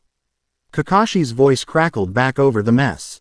Civilians out. Enemy disrupted. Keep it going. They did. Pack small. Little groups, intent aligned. Naruto didn't take point unless the path needed fire first. He put his palm down where stone bucked and told it to be floor until ankles got across. He didn't try for hero moments. They made themselves. Outside, the sky had ripped one seam and then stitched it back with cloud. Papers fell like tired snow. Somewhere, high in the village, an explosion finished making its point and went out. They stood in the stadium's shadow because standing in the sun felt rude after you've carried people through heat and quiet and breath. Temari leaned on her fan like a wall and looked Naruto over as if he were a new weapon someone hadn't catalogued yet. You did good, she said. For someone born in a village that thinks paperwork can solve arson. I'll pass along your notes, he said. To the arson. Yugito wiped an ash smudge off her cheek with the back of one hand and nodded once. It wasn't permission. It was acknowledgement. You didn't chase, she said to Naruto. That's leadership. I wanted to, he said. Wanting to and not doing it is a kind of fang, she said. You'll need those. Enko flicked her KNIFE open and shut and pretended not to watch Hinata's hand drift to Naruto's sleeve without even thinking about it. We'll see Kasuga again, she said. And he'll bring altars with better corners. Then we'll bring wind with better edges. Temari said. Hinata looked at her palm and then at Naruto's cheek where her touch had left a faint brace of warmth. Pack, she said, not like she was testing the word, but like she had found it in a drawer and was pleased it still fit. Pack, Naruto agreed. He didn't try to say anything more important. He'd learned not to overtalk true things. Kajitsune P paired again because attention had stopped being frenetic and foxes enjoy a crowd that knows how to sit. It sniffed Temari's boot and Yugito's wrist and Anko's knife hilt and Hinata's sleeve and then circled Naruto once, satisfied. It yawned and vanished like a secret that had been told properly. Prelim matches happened around the edges of repair because bureaucracy refuses to admit it has been inconvenienced. Naruto fought a boy from grass who balanced well and breathed badly. Naruto listened for the little catches and stepped where they made space for him. He won not by hitting harder, but by being less wrong, which was deeply satisfying. Temari watched from the railing, chin in hand, amused. No flash, she called after, not unkind. Only teeth. Flash is for festivals, Naruto called back. Teeth are for eating. Sasuke's fight cut clean lines into air. Sakura's was a map of choices to study later. Hinata's palm techniques made sound only at the end, when breath left an opponent like gratitude. When the smoke fully cleared, the village put itself right the way it always does, by declaring something normal and making it true through repetition. The sect hadn't been the invasion's point, but it had tried to bend the chaos to its work and learned that sometimes chaos bites the hand that plans to pet it. That night, under a sky that wasn't sure which stars it had lost and which it still owned, Naruto climbed up to the old fox shrine. The brass lantern picked up the starlight and turned it into something warmer. He lit it with a thought and watched the blue take. He waited for a low bell that liked to pretend it was subtle. None came. He put both hands on the edge of the stone basin and leaned until his shoulders let go of the last of the day. He didn't ask for anything. He promised instead, quiet and without words, the way you promise not to break a cup you've been handed because someone trusts you not to. Something old moved in the dark behind his reflection and didn't correct him. He stayed until the candles had burned low enough that the moths got bored and left. He walked back by a weird path because Anko would scold him if he didn't. On a roof near the Hyuga compound he stopped and looked at the place where Hinata had put her hand on his cheek. It was not a mark. It was a memory, which was better. In bed, when the quiet came, it was the kind he liked. The bells hadn't gone away. They had just learned he had better ones. Chapter 3 End. Chapter 4. The Drowned Crown. Anko kicked the prow with her heel and the little boat shuddered like it had opinions. All aboard the questionable life choices, she said. Next stop, Uzushio. Bring snacks, righteous fury, and an appreciation for mildew. Naruto slung a coil of rope into the stern and made room. Hinata settled with the patient grace of someone who had never quite learned how to take up space and was now doing it on purpose. The fourth passenger stepped lightly onto the boards as if the sea might take it personally. Shion, she said, inclining her head, and the wind caught the white of her sleeves without daring to crumple them. Her eyes were the pale, steady kind you see in temple paintings and almost never in living faces. A string of wooden prayer discs lay at her throat, thread knotted 3 times. No bells. Naruto, he said. I light things. Politely. That will help, Shion said, with the flat sincerity of a medic telling you the truth without decoration. The ruins answer light, but only if it's carried for someone else. Anko shoved off. The paddle took the river, then the river took them to a mouth where the ocean started talking louder. Out past the headland, the sea wore a permanent frown. White water curled and held its breath, became a whirl with a center like a pulled thread. The sky was a slate chalked thinly with cloud. History lesson in 1 sentence, Anko said, swinging the paddle one-handed and making it look easy. Uzumaki made seals so good even the ocean wanted in. The ocean won. Your job is to ask nicely until the ruins remember they liked you first. I can do nicely, Naruto said. Do it with your mouth closed, Anko said. The place likes listening more than speeches. Hinata tucked hair behind her ear and pointed with her eyes. There. The current splits. One vein is shallow. Shion bent her head and murmured. It wasn't a chant yet. More a way to cup breath without spilling it. Follow the seam, she said. The door is where the currents argue. They found it by failing to go around it. The boat eased toward a black cut in the cliff and the cut said, come on. If you think you can. Anko hooked a ring of rusted iron with their rope and let the boat nod against rock.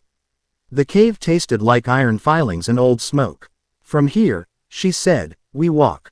They went in single file. Anko first because she liked to step on surprises before they had a chance to introduce themselves. Water pressed past their calves and then their knees. It was never more than that. But it felt like more in the way darkness always ups its own score. The stone corridor narrowed and flared without asking permission. Naruto held his hand low and coaxed a whisper of blue out of his skin. The flame didn't flare, it breathed. It turned the water near his fingers into thin steam that folded up and drifted carefully along the ceiling so the others could see where not to hit their heads. Hinata's Byakugan flickered to life, veins sketching brief river branches at her temples. Pockets, she whispered, air there, and there, rock here, not rock. Sealed. Shion touched the wall with 3 fingers. The same way Hinata might touch a target just before deciding its fate. A door, she said softly. It remembers names. It doesn't remember how long it's been underwater. Naruto leaned his head until his ear found sandstone. He didn't know what he was listening for. He listened anyway. The hum in his chest answered in the same key as the stone. What do I give it? He asked. Not your name, Anko said. Too fast. Not here. Shion's mouth made a small line, agreeing. Names are bridges. This one might tax you for crossing. Naruto nodded. He slid his pal, M along the seam and let the foxfire come in a thread so fine it barely counted as light. Then other people's names, he said. He spoke 4, quietly, the way you keep promises. Uruka, like a tide that never stops returning. Haku, like a leaf on clear water. Zabuza, like a blade set down. Tsunami, like a lamp by a window. The wall warmed under his hand. Something inside the seam shifted the tiniest degree, like a spine easing. The door did not swing. It sighed. Water drew back, appalled that it had been stopped. The corridor beyond was a mouth that had promised not to bite if you didn't stick your whole arm in at once. Cute trick, Anko said, and her smile showed honest teeth. Keep it. They stepped through and the sound changed. Not quieter, but older, as if every drop had learned HYM. And in a language nobody spoke and wasn't going to stop humming it just because mortals had arrived. Lantern brackets lined the walls in pairs, brass greened by salt, glass fogged from within. Naruto lifted the one nearest and found wick. Dry, impossibly. Try, Hinata said, a pulse of excitement under the calm. He touched a fingertip to the wick. The blue took like the wick had been waiting to be asked by the right voice. The lantern's face shone, caught Hinata's eyes like a second moon, brushed Shion's cheek with something that wanted to be a blessing if you didn't look directly at it. The light did not shove darkness out. It made room beside it. They moved from bracket to bracket, waking lamps the way you wake a child who sleeps too long after rain. The corridor opened into a chamber with a ceiling like the underside of a beached whale and a floor mosaicked in a pattern of spirals and roads. At the center sat a low pedestal with a cracked stone bowl and, above it, a slow drip of fresh water from a seam in the ceiling that never missed. The trial of lanterns, Shion said, and her voice pitched down, as if speaking up would insult the place. I saw it. Not this, not, exactly. But the shape of it. To go forward. The ruin asks why. Why what? Anko said. Why we're dumb enough to be here. Because exercise is good for the skin. Hinata breathed out like a string relaxing. Why he wants power, she said. And didn't look at Naruto when she said it, because kindness sometimes means not pinning someone to a question. Naruto could have laughed it off. He could have lied. He didn't do either. He set the lantern he carried in one of the 3 empty brackets that rimmed the bowl. The wick sputtered once and then steadied. He waited for instructions carved in stone. There were none. 3 lights, Shion said. Not guessing, hearing. 3 answers. He went where the corridor bent in a question mark and chose a lamp on instinct. When he lit it, the room shifted without moving. The others went thin and far. Like he was seeing them through a shallow pool. A chair made of something that didn't belong in water rose from the floor. The chair wasn't huge. It wasn't a throne in the way of empires. It was the kind that sits behind a desk and signs documents that decide the weight of other people's days. When he put a hand on it, the chair warmed to him and he knew, with the CL. Arity that comes from a lie that flatters exactly where you itch, that he could raise a city by saying it was raised. That he could make a rule that said nobody went hungry. That bells broke when he was angry. That nothing would be asked of him he didn't choose. He took his hand away. Tempting. Enko's voice came from far and then near, like hearing through a door. Convenient, he said, which is how lies earn their keep. He turned and found a second lamp. When it caught, the floor around the bowl filled to the ankle with seawater so clear it made air look dirty. A shape moved under it. Small, quick. Naruto reached without thinking, bent, and the weight in his palm was a child's hand, fingers slippery, wrist thin. He pulled and a girl came up coughing, eyes huge with the panic of not being believed. She clung to him because he was the thing that had a shape. He set her on the stones and she grabbed his shirt with both hands like a sailor clings to rope. The water level didn't change. Another shape flickered under the surface, then another. The instinct to scoop, to be a bucket that forgets it's small because the fire is so large, he could have lived there until his arms gave. He didn't. He set the girl on her feet and put her hand into Hinata's with a look that made words unnecessary. He waded back to the bowl and touched the third unlit lantern and let it light. The room's corners brightened. The water receded until the bowl's lip showed dry again. The chair folded itself back into mosaic. The breath he'd been holding to be the size of a hero went out in a plain human exhale.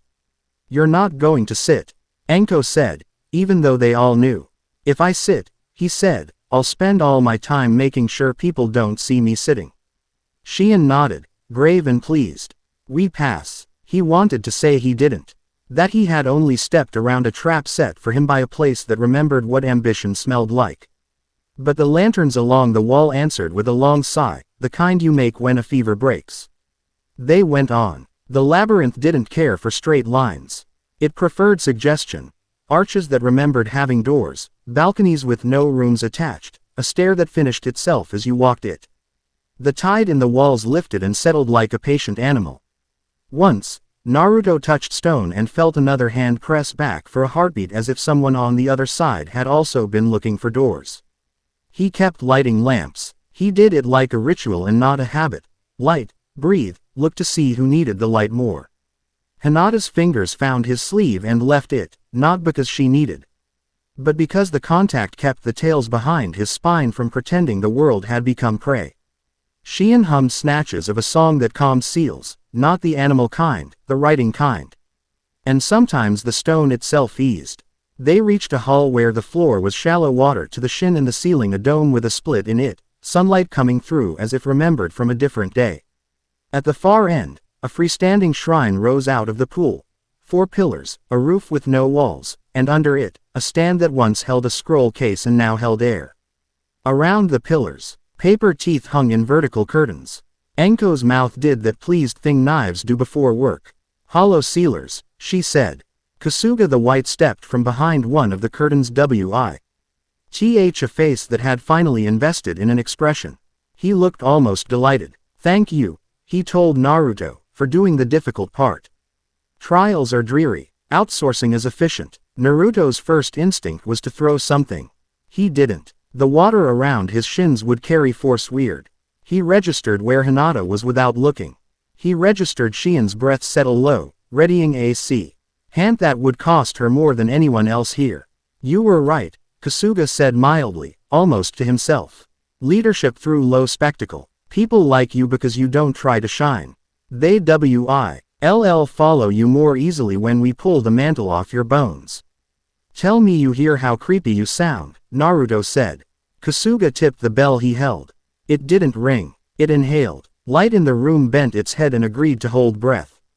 Naruto's blue skidded. It didn't go under. It pressed up against a pane of nothing. "Stay with me," Shion said, and that was not a command. It was a promise to carry half if he carried the other half. She drew a strip of paper from her sleeve and smoothed it with her palm.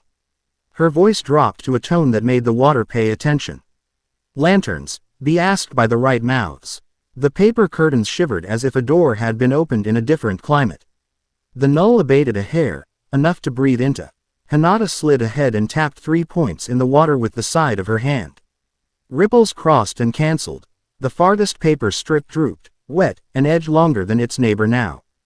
Imperfection as a wedge. She pressed it. 2 figures in pale cloth moved with Kasuga. Their faces painted with nothing. The air around them got thin in cone shapes that ate techniques. Enko vanished into a shadow pooled in the crook of a pillar and reappeared behind one, knives asking questions. The answer came from a paper charm slapped with surgical precision onto her shoulder blade. Enko hissed and tore it away with her teeth and grinned as if insulted. That all you've got? I've had hangovers with more personality. The bell's pull widened. Naruto's foxfire tried to light and found itself clamped.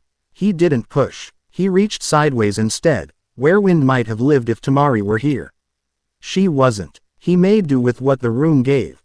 The steady drop from the ceiling seam, water level and patient. He timed his breath to the drip, set his palm on the floodline, and fed the foxfire into the rhythm of falling and filling. Constant beats confuse held notes. Blue came low, not a flare, a ground note. It passed under the null's mouth like a stream under a bridge. The lantern brackets along the walls caught the whisper and thought about the last time they had been asked. One lit, then another. Kasuga watched, interested in a way that meant he planned to kill something later in the evening regardless. Improvisation, he said. Addicting, isn't it? Adorable, Naruto said, because he didn't have room for more syllables. A hollow sealer lung. Ed passed the curtain with a flat talisman held like a blade. Naruto reached to parry and felt his forearm go to sleep from elbow to wrist, a null stamp, cold, efficient. His hand dropped without his permission. Hinata struck the sealer twice, knee, neck, and the paper blade snapped like a rule broken down the middle. The numb crept to her fingertips in sympathy. She shook it off and kept moving. The Ed of her mouth said pain could sit down and wait, it would be served in order. Shien's voice climbed and then buckled. She was giving the room too much. The old place took what it was built to take. Her nose bled thinly. The charm at her throat dimmed. Naruto caught her with an elbow without looking and she leaned like this was the plan. He hated that the bell used kindness as leverage. Pack, he said, and the word wasn't strategy. It was orientation. Breathe with me. Hinata slid into his line like a second thought arriving right on time. Shien's palm found his back. Enko's fingers brushed his sleeve, casual, as if checking for fraying. He bent his head and the three of them linked breath, not perfectly, but enough for the old place to hear unity and not solitude. He let the weight they were carrying lean into his ribs the way you let a friend sleep on your shoulder on a train you can't get off yet. Pain moved. It didn't vanish. It redistributed. Naruto took the bright edge of Shien's nosebleed headache. Hinata took a wash of his numbness and turned it into pins and needles. Enko stole a slice of both with the practiced theft of someone who survives in crowds. The bell's mouth tried to widen. Naruto met the quiet with a shape instead of a push. Foxfire is a corridor, not a torch. A line from bracket to bracket. The light didn't change the room much. It changed them, gave them a hallway to move through where the world wanted to be putting. Kasuga frowned, finally, persistent. Hungry, Naruto said, and didn't elaborate. A wave under the floor. The shrine at the far end shivered. For an instant Naruto saw something on the stand there, more absence than object. A case for a scroll long gone, or not, a promise of one. The part of him that had said no to the chair now considered saying yes to the stand. He tamped the wanting down and the wanting smirked, which told him enough. Kurama's attention came the way a forest notices a match. Not alarm, exactly. Preparedness. Naruto. He didn't call. He invited, which is a different verb and matters in ways most doors understand. He put his mind under a tree he had never seen and laid down like someone done with pretending not to be tired. The room didn't vanish. It moved to the edge. He found the den behind his teeth. It was small, and it was enough. The lanterns here were stars hung on threads you could only see if you looked wrong on purpose. Kurama took up most of the space without trying to. Red fur held light like a thread and a blanket both. His eyes watched without blinking and didn't need to. I'm not here to pull, Naruto said. I'm here to ask. Quote. Good, Kurama said. The voice wasn't sound. It was the feeling of a river under ice, patience deep and unimpressed. Pulling tears mouths. They want me to kneel, Naruto said. He didn't say they. He thought the shape of white paper and tidy cruelty and a bell that ate names. They want a leash, Kurama said. Everyone wants a leash, even you. Make sure you tie it to yourself first. Naruto breathed. The den's air smelled like straw warmed by winter sun. Lend the hunt, he said, and it should have come out like a demand, but it came out like a hand. Offered when someone is already standing. Kurama's gaze dipped once. Not a bow. Something that could be respect if you didn't use the word out loud in case it broke. Act like alpha, he said. I will not carry you. I will carry with you. Quote. Deal, Naruto said. The den didn't go away. It moved to where he could reach it without turning his back on the room. He stood in water again and in breath and in the pain he had taken on purpose. He raised his head and the blue behind him unfurled. The third tail came without gnashing. It did not whip. It balanced. It touched his calves and steadied. His stance like someone who knows how you fall.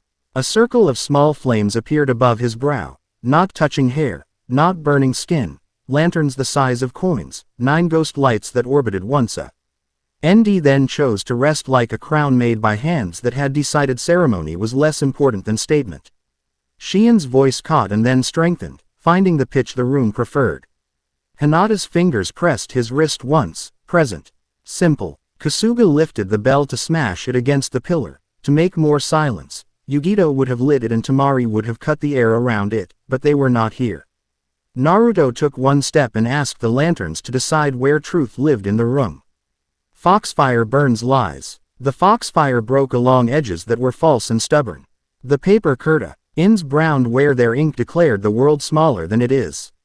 The bell in Kasuga's hand cracked, tired of pretending it hadn't already. You presume, Kasuga said, and the tiny flare of anger in him made him more real and less frightening.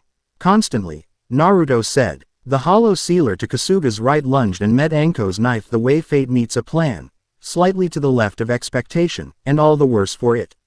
The left-hand sealer put a charm on Hinata's shoulder and her arm went numb up to the seam of her collar. She didn't flinch. She pivoted and threw with the other arm and the sea. Harm slipped into the water where Shien's breath had made a path and dissolved like old paper. Kasuga saw the moment the room had chosen against him. He didn't do what cartoon villains do and make a speech. He used new tools. He crushed a sliver of ivory between his fingers and a door like the one in the stadium opened. Neat, exact, without drama. Before he stepped through, he flicked a small bronze token onto the stand under the shrine roof, as if paying a toll. The token bore a stylized eye cut into a hexagon, clean work. It clicked against stone and sat there, innocent as a coin on a windowsill. Archon Rizo invites you to his real altar, Kasuga said. When you tire of children's games. Anko's knife took the wall where his neck had been once. The door went shut with a soft sound.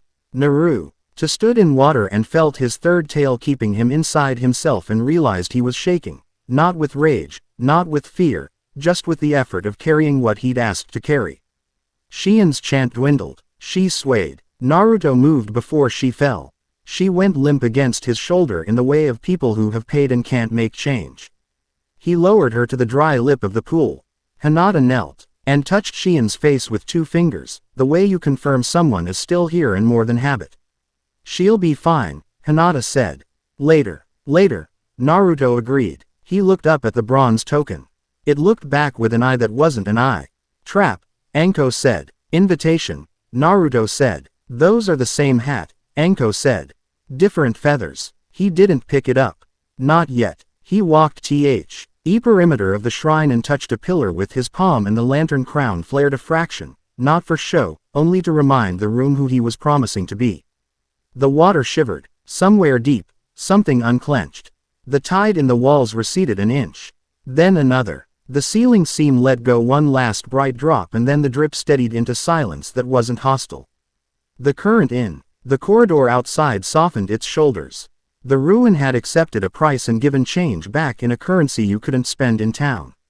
Naruto blew out one bracketed lantern and lit another, not because the light was needed, but because ceremony matters when you don't want to become the person who thinks you're the only ceremony in the world. He crouched, touched Shien's wrist, felt the pulse find a better shape. He looked at Hinata. She looked at his crown. It was still there, but it seemed less crown and more a set of little ghosts who wanted to be near his head for a while. It suits you, she said. As if they were talking about a jacket he hadn't realized he'd put on. It feels heavy, he said. Then we'll hold your neck, she said, so matter of fact that he had to laugh a little bit. 'Cause you can't cry when someone has just invented a better physics. Anko flicked a bit of paper off her sleeve with an annoyed tenderness that meant she'd be telling this story later with the names filed off. We can leave, she said. Before the tide decides to remember why it liked being tied. Naruto approached the bronze token and put a length of cloth between it and his skin before he lifted it. It was warmer than it should have been. On the back, someone had inscribed a circle with 7 notches. The notches cut his eyes when he let them for too long. Archin, he said, tasting the word. It didn't taste like Kasuga. It tasted older and more organized and suddenly more inclined to take notes. Raizo, Anko said. He likes to give architecture orders. We broke one of his rooms, Hinata said. He'll build another, Shion murmured, eyes open, voice fuzzy as she came back. He was in my visions like a straight line. The kind that makes a maze angry. Naruto pocketed the token. The crown dimmed down to something faint, as if deciding it didn't have to announce itself every breath to count. The third tail bumped his calves once, amused, and then tucked itself like a cat on a windowsill. They took Shion between Naruto and Hinata and let Anko do the unglamorous work of keeping them from walking into low arches while staring at their own thoughts. The corridor gave them back in the reverse of how it had taken them. At the door that liked names, Naruto touched stone again and said none. The door let them go because good doors know that exit is as holy as entrance. Outside, E-boat banged the ring and looked like it had decided to forgive them for needing it. The sky had tilted toward evening. The whirl had loosened. Anko pushed them off and the river took them back toward a land that believed in chores. Halfway home, Kajitsune peered over the gunwale, trotted to Naruto's knee, and sat as if to weigh whether crowns meant fewer naps. Naruto scratched behind the knot their ear. Because that is what you do with foxes that come in peace. So, Anko said, looking out toward the line where sea met the idea of land. You stole a crown from a city that drowned and didn't let the crown steal you. That's going in the report. Please don't write. Stole, Naruto said. Right. Accepted on loan from history. Anko said, with an overdue fee. Hinata leaned her shoulder into his as if that were the most natural way to sit. Shion's head rested for a moment against Hinata's other shoulder, 3 points of contact making a shape that didn't need a name. Naruto let the boat rock under them and decided, without hurry, that he would not pick his battles alone. At the edge of the village, the sky had decided to be a color that people argue about when they name paints. Anko jumped to the dock, tied them off with a lazy competence, and stretched until her spine made artillery sounds. Hot bath, she said, and medicine. And food that used to be alive. Then we look at your coin from the angry architect and make a plan he won't enjoy. Shion pushed away hair that had dried into 2 bright commas on her cheeks. We'll need a shrine that isn't underwater, she said, and smiled as if the joke had sneaked up on her and she appreciated the effort. Hinata watched Naruto watch the water. You chose us over the stand, she said. It wasn't a question and it wasn't praise. It was inventory. I don't want to be the kind of person who needs a stage to be useful, he said. You aren't, she said. You're the kind of person who makes the floor even so other people don't trip. He was not ready for what he felt like then, something small and loud and relieved all at once. He looked at his hands to give his eyes something to do. The faint smear of old ash still lived at the base of his thumb, stubborn. A memory from a burned tag. He rubbed it with his knuckle. It didn't come off. He left it. The lantern crown made no show on the street. It stayed where only he could feel the weight and the steady. He liked that better. That night, he went to the old fox shrine because habits become rituals when you pay attention to them. He lit the brass lantern. The blue lue, Ked different to him now. No brighter to the eye, just more convinced of itself. He rested his hand on the stone and did not ask. He reported, the way you tell a friend what you did with their tools. A moth tapped the glass. It had learned nothing and everything since the first night he met it. The bells did not sound. If they planned to, they were waiting for a better moment. He was ready to make lots of worse ones for them. When he slept, The den waited without needing to be named. Kurama did not speak. The silence in there felt like two animals sharing a cave during a storm because it is warmer that way. Morning would bring Archon Rizo's coin to a table with tea and knives and people who thought in different useful shapes. It would bring work, the kind that adds up to walls if you're lucky and paths if you're careful. The crown, 9 little flames no one else could see, didn't burn. It reminded. Chapter 4 End. Chapter 5. A sky of paper and ash. They spread Rizo's coin on the table like a bad idea and made tea anyway. Anko had bullied them into a corner booth at a noodle place that did breakfast like it owed you money. Hot broth, thick noodles, and an old woman who would stab the IR with her ladle if you tried to pay before you ate. The coin sat on a napkin between bowls, a bronze hex with a slit-eyed symbol that looked at you even when you turned it face down. Don't lick it, Anko told Naruto. I wasn't going to. Quote, you were, she said. You always do the thing right before the person who loves you says not to. Hinata put her chopsticks down with a tiny clack. It's a key, she said. Or a claim. Shion, pale but steady again, ran her thumb along a prayer disc, counting without counting. A vector, she murmured. A line looking for a circle. Tamari leaned her fan against her leg and angled herself so she could see the street and the kitchen and the coin in one glance. So we either open the door or we break the hinge. Both, Yugito said. She had shown up without ceremony, the way cats do. We don't let him choose where the fight happens. Naruto rolled the coin once, saw the 7 notches catch light. We could ignore it, he said, purely to hear how it sounded. Anko snorted. And we could all retire to a farm and raise polite cabbages. The air shifted. It wasn't a breeze. It was a decision made somewhere high and thrown like a net. The old woman with the ladle looked up. And years of habit made her blow out the lantern over her stove without needing to see why. Outside, paper started to fall. Not a note, a weather. Thin white squares with teeth. Cut edges drifted in the early light like snow that had learned to take orders. Every one that landed on a surface stole a sliver of sound. Conversations thinned. Footsteps lost weight. When a child cried and the sound came out wrong. People turned their heads hard and fast, the way you do when you smell smoke. The first bell didn't ring. It breathed, and the village forgot the pitch it had been keeping in its chest. Anko was already moving. Null Shrine, she said. Into the streets. They spilled out with everyone else. The sky above the Hokage rock blurred where an architecture that shouldn't exist had been dropped onto Konoha like a lid. Pillars you couldn't see unless you looked wrong held up a roof made of paper, charms hung in chains, chittering. The air carried the chalk-dry reek Naruto knew too well. Pax, he said, and the word didn't need a speech. Konoha with Anko, Suna with Tamari, Kumo with Yugito, Hinata. I stay, she said. Metronome. Shion nodded. Palm already in her sleeve. I'll anchor a prayer to something that won't move. The first scream came from the market, the sound thin and far, like someone had pinched the throat of the world. Naruto ran toward it, and people made space without knowing they were doing it because urgency has a shape you learn to recognize. Paper stuck sideways to his shoulders and didn't burn under his clothes, his blue bunched low like a dog held on a leash by an invisible hand.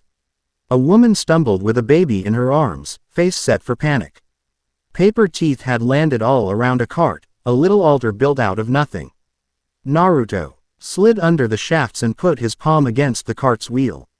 He didn't light, he threaded, blue finding the cracks that already existed in the false geometry. The paper curled black at the edges as if remembering it was only paper. Go, he told her, and the word held because he meant it. Kajutsun trotted out from under the cart with an orange peel in its mouth like a prize and then dropped it to sniff the baby and then the air. It blinked at Naruto and then darted off toward an alley where the falling paper was already clumping into a curtain. Lead them, Naruto said, and the fox flicked an ear that meant obviously. Overhead, Anko's pack scattered along rooftops, tearing down doily altars as fast as they formed. Shuriken pinned paper to wood where fire wouldn't take. Temari's Team M. Oved in clean waves, wind dropped and flattened strands of charms so other hands could rip them down without getting their fingers numbed. Yugito's people burned what could be burned in a blue that lied less. The Null Shrine fought back. New pillars formed where old ones broke, precise as habits. The bells breathed again, and a quiet pressure slotted into Naruto's joints. Hinata's voice reached him, not loud, but perfect. 4. Now 2. Now hold. He listened. He didn't ask how she knew. He matched his steps to the beats she called. Move, breathe, don't hurl yourself into the heavy part of the air just to prove you can. Around him, people unconsciously fell into rhythm too, stumbling less where they might have fallen before. A world under attack like a metronome. On a roofline, Kasuga's P.A.L. profile cut against the false ceiling. He watched the packs move and made notes in his head. When his gaze found Naruto, his mouth made a small pleased line. He tipped a bell and a swath of the street went dumb. Naruto felt his own hum scrape raw. He raised his chin and let his voice go low. Howl, he said to himself, not a plan, a reminder. He didn't flood the world with blue. He filled it with breath. His next shout wasn't a jutsu, it was a wordless sound that hit the space under ribs where fear collects and told it to stand up with the rest of the body. People looked up in surprise and then a fraction taller. Enko laughed because it hit the part of her that has always wanted to laugh at the wrong time. Yugito's jaw unclenched. Temari grinned like knives in a shop window. Even the old woman with the ladle straightened her back and swore at the sky with professional pride.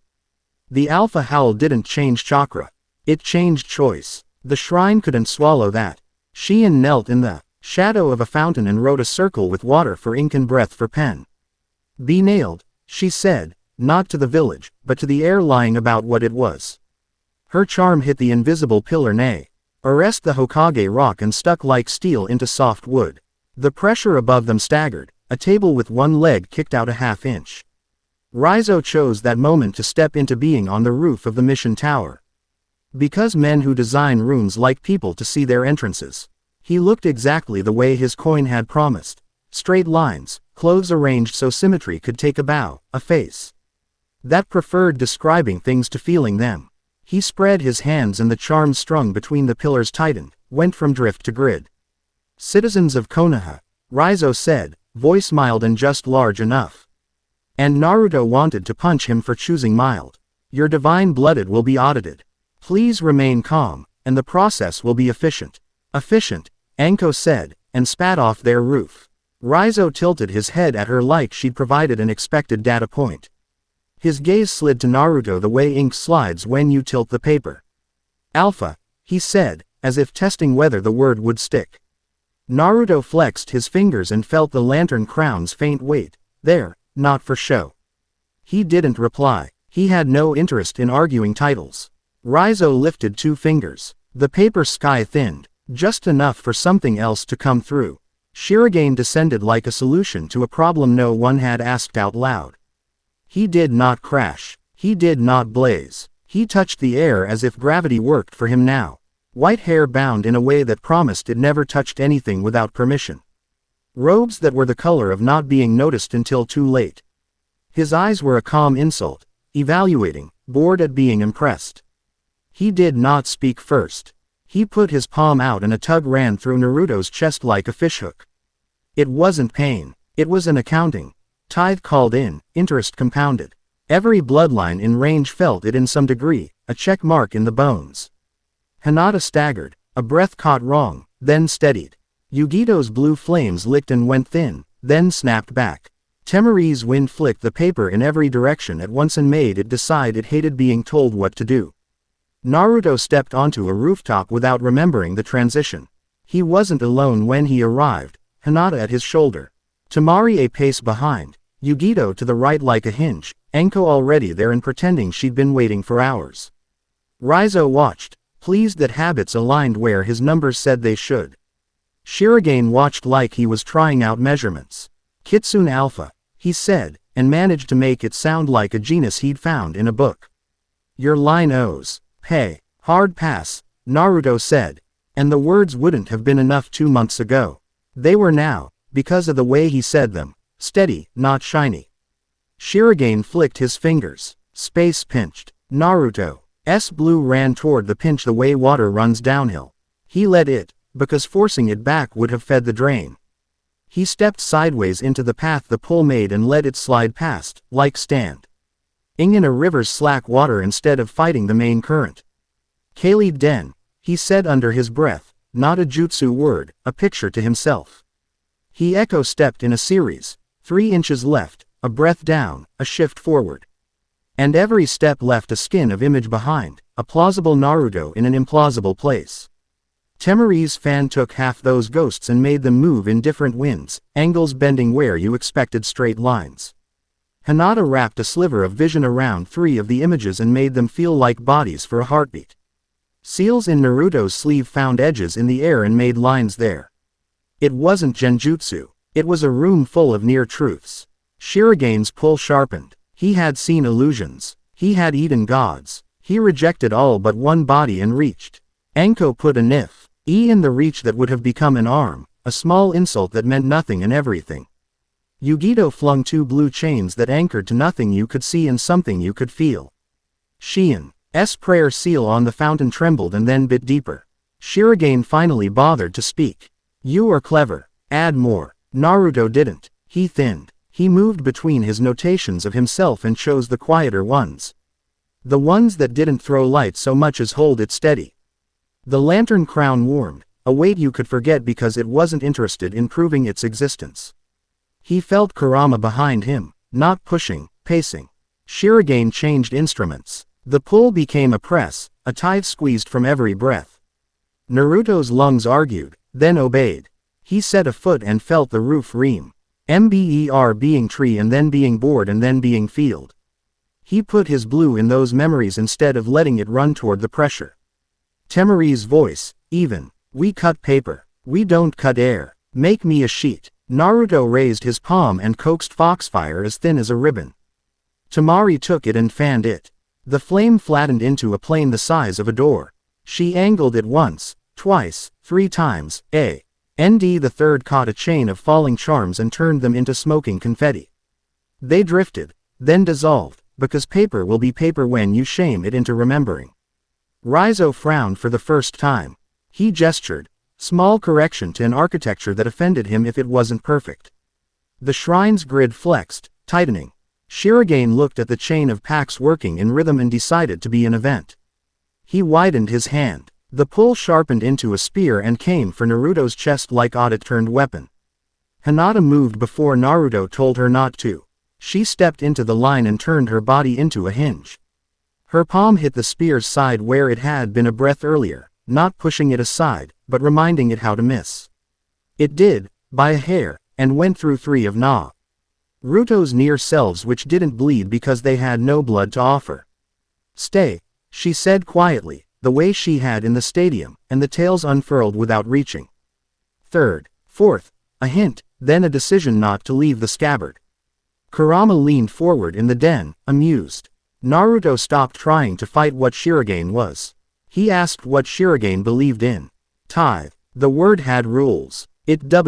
As a contract that assumed consent somewhere back in history where someone had made a bad bargain. Naruto's seals didn't reject the contract. They edited it. He cut a line in the air with a kunai and bled a drop of blue onto it. Then a second drop of nothing, breath, shared. A door that wasn't a door formed where his palm touched space. Fox Gate. It had no hinges. It had intent. Shirigane's next pull hit the gate. It did not bounce. It traveled. The gate spun the drain on an axis and returned it along the same tithe channel by which Shirigane had been collecting. For an instant that was longer than a breath, Shirigane drank himself. His head went back a fraction. The perfection of his mouth bent. Raizo took a half step he hadn't planned on, as if paper under his shoes had gone slick. Anko W. hooped like a person who just watched a tall man slip on a very expensive floor. Temari's laugh was a knife thrown into a map. Yugito's chains tightened and found bone. Raizo tried to reassert symmetry. Why by raising 3 little altars at once, neat circles, chalk in the air. Shien snapped a prayer disc and the circle nearest her shattered, lines turning to dust. 2 remained, then 1, because Sakura, who had been elsewhere doing citizen-saving work like a machine, ran in and kicked the second altar with a little noise that meant she decided to fight a drawing. Kakashi appeared long enough to poo. T his hand on the last chalk line and ruin it by existing. Keep going, he said. Before the bill comes due. Shirogane, hit with his own drain, didn't clutch his chest and fall. He adjusted, like a man adding weight to a bar because he had expected to be bored. His next gesture was small. The pressure that followed wasn't. Streets bowed, roofs creaked, people stumbled in unison, the ugly dance of imbalance. Naruto's howl would not fix physics. He did it anyway, smaller this time, pitched to the people closest, not the sky. Breathe with me, he said. Now, now, now. Hinata counted for him. 4, 2, hold. Tamari fanned rabbit fast and caught falling paper as it tried to become walls. Yugito cut load-bearing charms with that cobalt only she could summon. Anko found Kasuga on his pret. Y perch and threw a knife that kissed his ear. He didn't flinch. He smiled a different smile. The kind that knows a better predator has arrived to justify his worship. Not your god, Anko sang, and Kasuga's smile thinned. Shirogane stepped. He didn't move fast. He moved correctly. The spear of nothing came again. Naruto led it. He angled a hair, made himself a bad target. It grazed him, enough to cinch the breath out. To remind him what costs felt like. He grabbed the spear as it left, not with his hand, with his mantle. The lantern crown flared and the ghost lights spun once, not beautiful, functional. He turned the spear into a line, put a seal on it in his head that said back to sender, and invited Kurama to shove. Kurama shoved. The fox gate drank, spun, and returned tithe again, double this time. Shirogane swayed. Not much. Enough. Again, Yugito said, low. Naruto did, but less. He refused to make a habit that would own him. He made a crack and let courage shove through with him instead. People watching, all the nameless ones who matter more than names, saw that the bright boy on the roof had chosen to take exactly as much power as he needed and not the extra slice that would have. He made his victory a personal advertisement. They felt braver. That's how these things work, on the days they work. Raizo gave up on mild. He spoke a phrase that put corners in places they didn't belong. The air around the mission tower went angular. A new pillar reached down toward the square where children huddled near a well. Kajitsune was already there, walking across the well's lip like a isthmus. It glanced at Naruto and then at the pillar as if to say, please handle your part. Naruto didn't throw fire. He threw a rule. He pointed at the pillar and said, not here. The gate flickered, small, and drew the pillar the width of a hand to the left, enough that it missed the well and slammed into the flagstones, where it cracked but did not crush anything that could cry. The effort scraped him hollow. He blinked and found Hinata's hand steady at his elbow, the metronome even under fear. Stay, she said, with me. Yeah, he said, and meant it. Shirogane was tired of not finishing. He drew in breath that didn't belong to lungs. Paper above them curled inward. The sky tried to remember a different shape.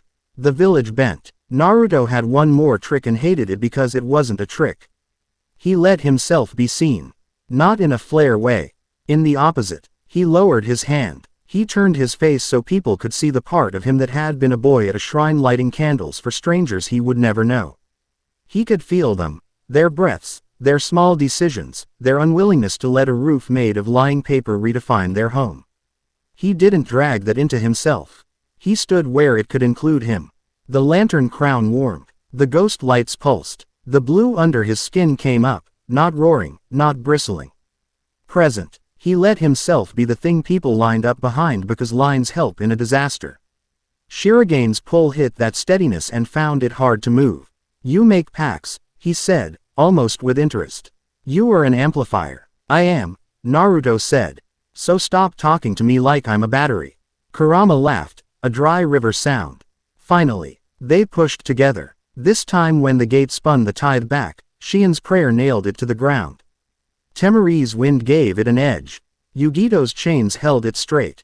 Anko's knife made sure the line stayed a little mean, because kindness without bite is what got people killed. Hinata's hand on Naruto's cheek mad. The tails lie down enough that the push didn't turn into a run. The paper roof tore, not dramatically. It gave way like fabric that has been washed too many times. Sheets fell and turned to ash before they hit stone. The invisible pillars blinked and some didn't come back. Raizo's voice lost its symmetry. He moved his hands like a conductor who had misplaced two instruments and was pretending not to mind. Shirogane took a knee. He didn't kneel to anyone. He knelt to angle. He put his palm on stone and tried to build a channel that corrected for what Naruto had done. Naruto beat him to the lee. Nay and wrote over it with a smudge of blue and a breath timed to Hinata's count. The line turned into nothing. Shirogane's lips thinned. Enough, he said. Then leave, Naruto said. Not yet, Shirogane said. Because men like him liked to decide when curtains fell. He stood, flawless again if you didn't know what to look for. He glanced once at Raizo, who met his eyes exactly and then looked away. That was a note for later. Not affection. He looked at Kasuga, who held very still and tried to be furniture. "You Shirogane said to Naruto. It sounded less like a god now and more like a bookkeeper. Naruto smiled in a way that wasn't friendly and wasn't cruel. "I pay," he said, and he meant the things he had paid already, the burn under his thumb from ash, the ache in his ribs from holding too much, the decision to be seen. "Not to you," Shirogane considered. He put two fingers to the line of his jaw and erased a thought no one else would get to hear. He lifted his hand and cut a door. Not Raizo's neat door. A different shape. Old, minimalist, not insulted by being efficient. "If your hunt continues," he said to Kurama more than Naruto, "you'll find me at the place where the sky is lowest." "Great," Anko said. "We'll bring snacks." Shirogane stepped through. The door closed like a lid. The air above them righted itself in slow increments. The last of the paper ash fell and stuck to sweat and hair in the inside corners of eyes. Raizo tried to remain. Kunoichi with sensible shoes and no patience climbed the mission tower stairs on legs that had been running all morning. Tamar. I flicked her fan just so and took away the last scaffolding of his pretend room. Yugito cut the charm cord with a lazy swing. Shion pinned a final prayer to a seam you couldn't see. Raizo looked down at his hands. At the ring he wore that wasn't a ring, at the coin he no longer had, and realized that his math would not add up given the current inputs. He bowed. Not respect, calculation, and vanished between two lines of his own diagrams. Silence walked around the square in one last attempt at habit. People filled it with noise on purpose, children crying in relief, adults yelling inventories tea included who needed water and who had bruises and who had seen the bakery's cat. Kasuga remained. He looked at his bell and at the knife Anko had left kissing his ear and at the ash on his sleeves. He opened his mouth and closed it and made a different decision than he would have an hour ago. He dropped the bell. It hit stone with a pretty chime and rolled. Naruto didn't bother to pick it up. He looked instead at the people on the ground, the ones with paper bits stuck to their hair, the ones moving because movement feels like a way to prove you exist. He knelt and untangled a charm from A.T. Adler's sleeve and handed her back to her mother, who said thank you like the word had been waiting all morning. Then he walked to Kasuga and didn't put his shoulders back like a man who wants to look big. He just stood. "You can walk away," Naruto said. "Or you can lie down and we'll walk around you. Either's fine. I'm busy." Kasuga's mouth did something almost like a laugh and then stopped, confused at being asked for that shape. He took a breath and let it go and stepped to the side. "Soon," he said, out of habit. The word sounded old. He left without making a door. He took the stairs. Good. Kajitsune hopped up on a well wall and yawned like he'd been open since dawn. He looked at Naruto in a way that said, "You owe me a nap." Naruto touched two fingers to his forehead and saluted a fox because today was already strange. They cleaned up. That's the part people don't make songs about. It took hours. Pulling paper mud out of gutters, peeling charms off roof eaves, carrying water because pumps lose patience. Naruto didn't make a speech. He lifted and sat down and lifted again. Anko argued with a foreman over whether knives counted as tools and then used one to pry plaster without being smug. Yugito stood on a wall and threw ropes with accuracy that would have won betting money on any dock in the world. Tamari turned her fan into a broom and didn't complain. Shion patched people's spirits with words shaped like sutures. Hinata called counts to help teams lift in time and feed the rhythm that carried loads without letting them own the bodies underneath. Only after the last charm had been turned to ash with an honest flame did Naruto allow himself to find the old fox shrine. The brass lantern was sooty with someone else's air. He cleaned it with his sleeve because he didn't avenue a cloth and then lit it with his fingers, which were still shaking in a way only people very close would notice. Hinata found him there because some people know how your path loops. She stood beside him without asking for words he didn't have. The lantern looked like it had been washed to a color that was not blue and not anything else. Steady, that's all. He turned. She didn't pretend not to know he would. He took a breath that didn't armor anything, and that was the whole point. I like you, Hinata said, as if it were a report and not a wish. Not just when you light things. When you let yourself be held too. He had been prepared for spears and for tax collectors and for paper that thought it was sky. He had not made a plan for this. He laughed, helpless and quiet. I like you, he said. In all your different types of brave.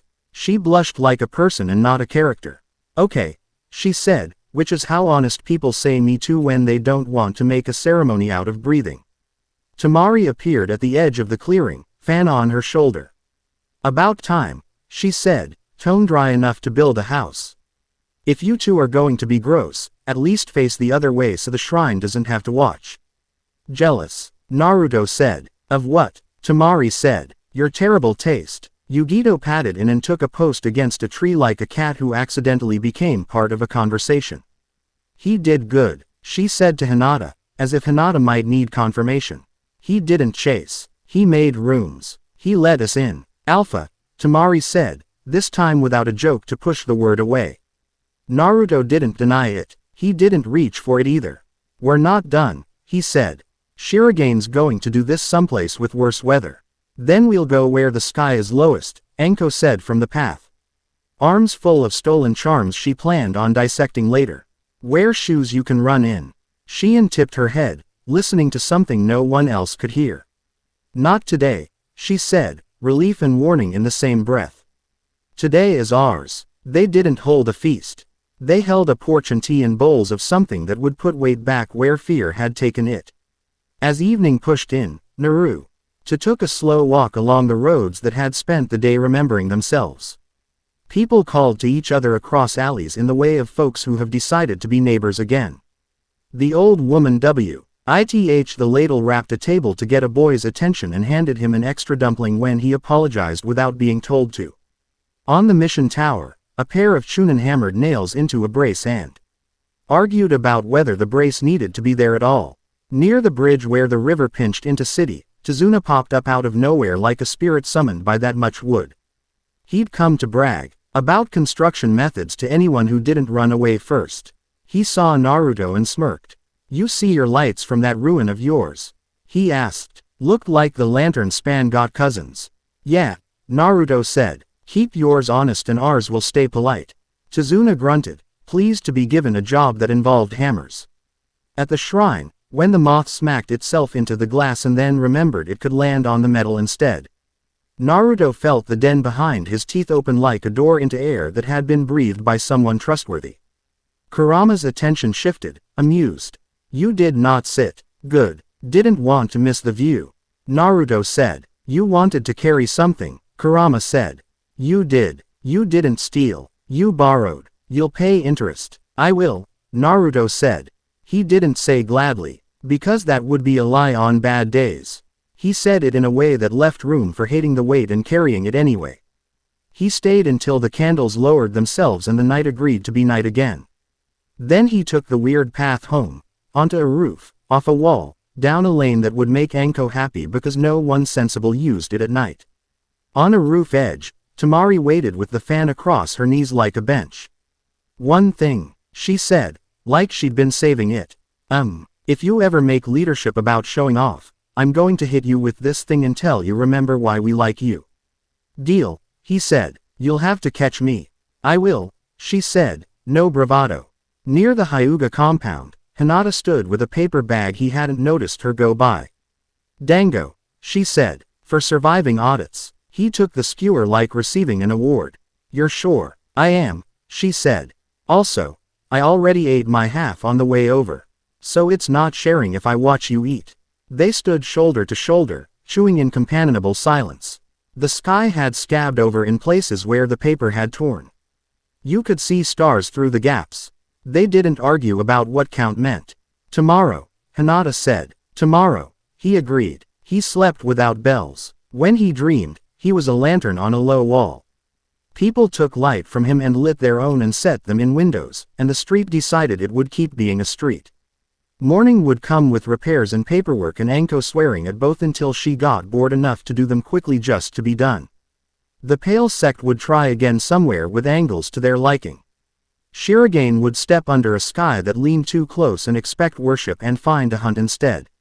Naruto would take his crown down from the shelf and wear it without touching it. Because some things are lighter when you remember they're there. He would light the lantern and let others carry, because that's what an alpha does.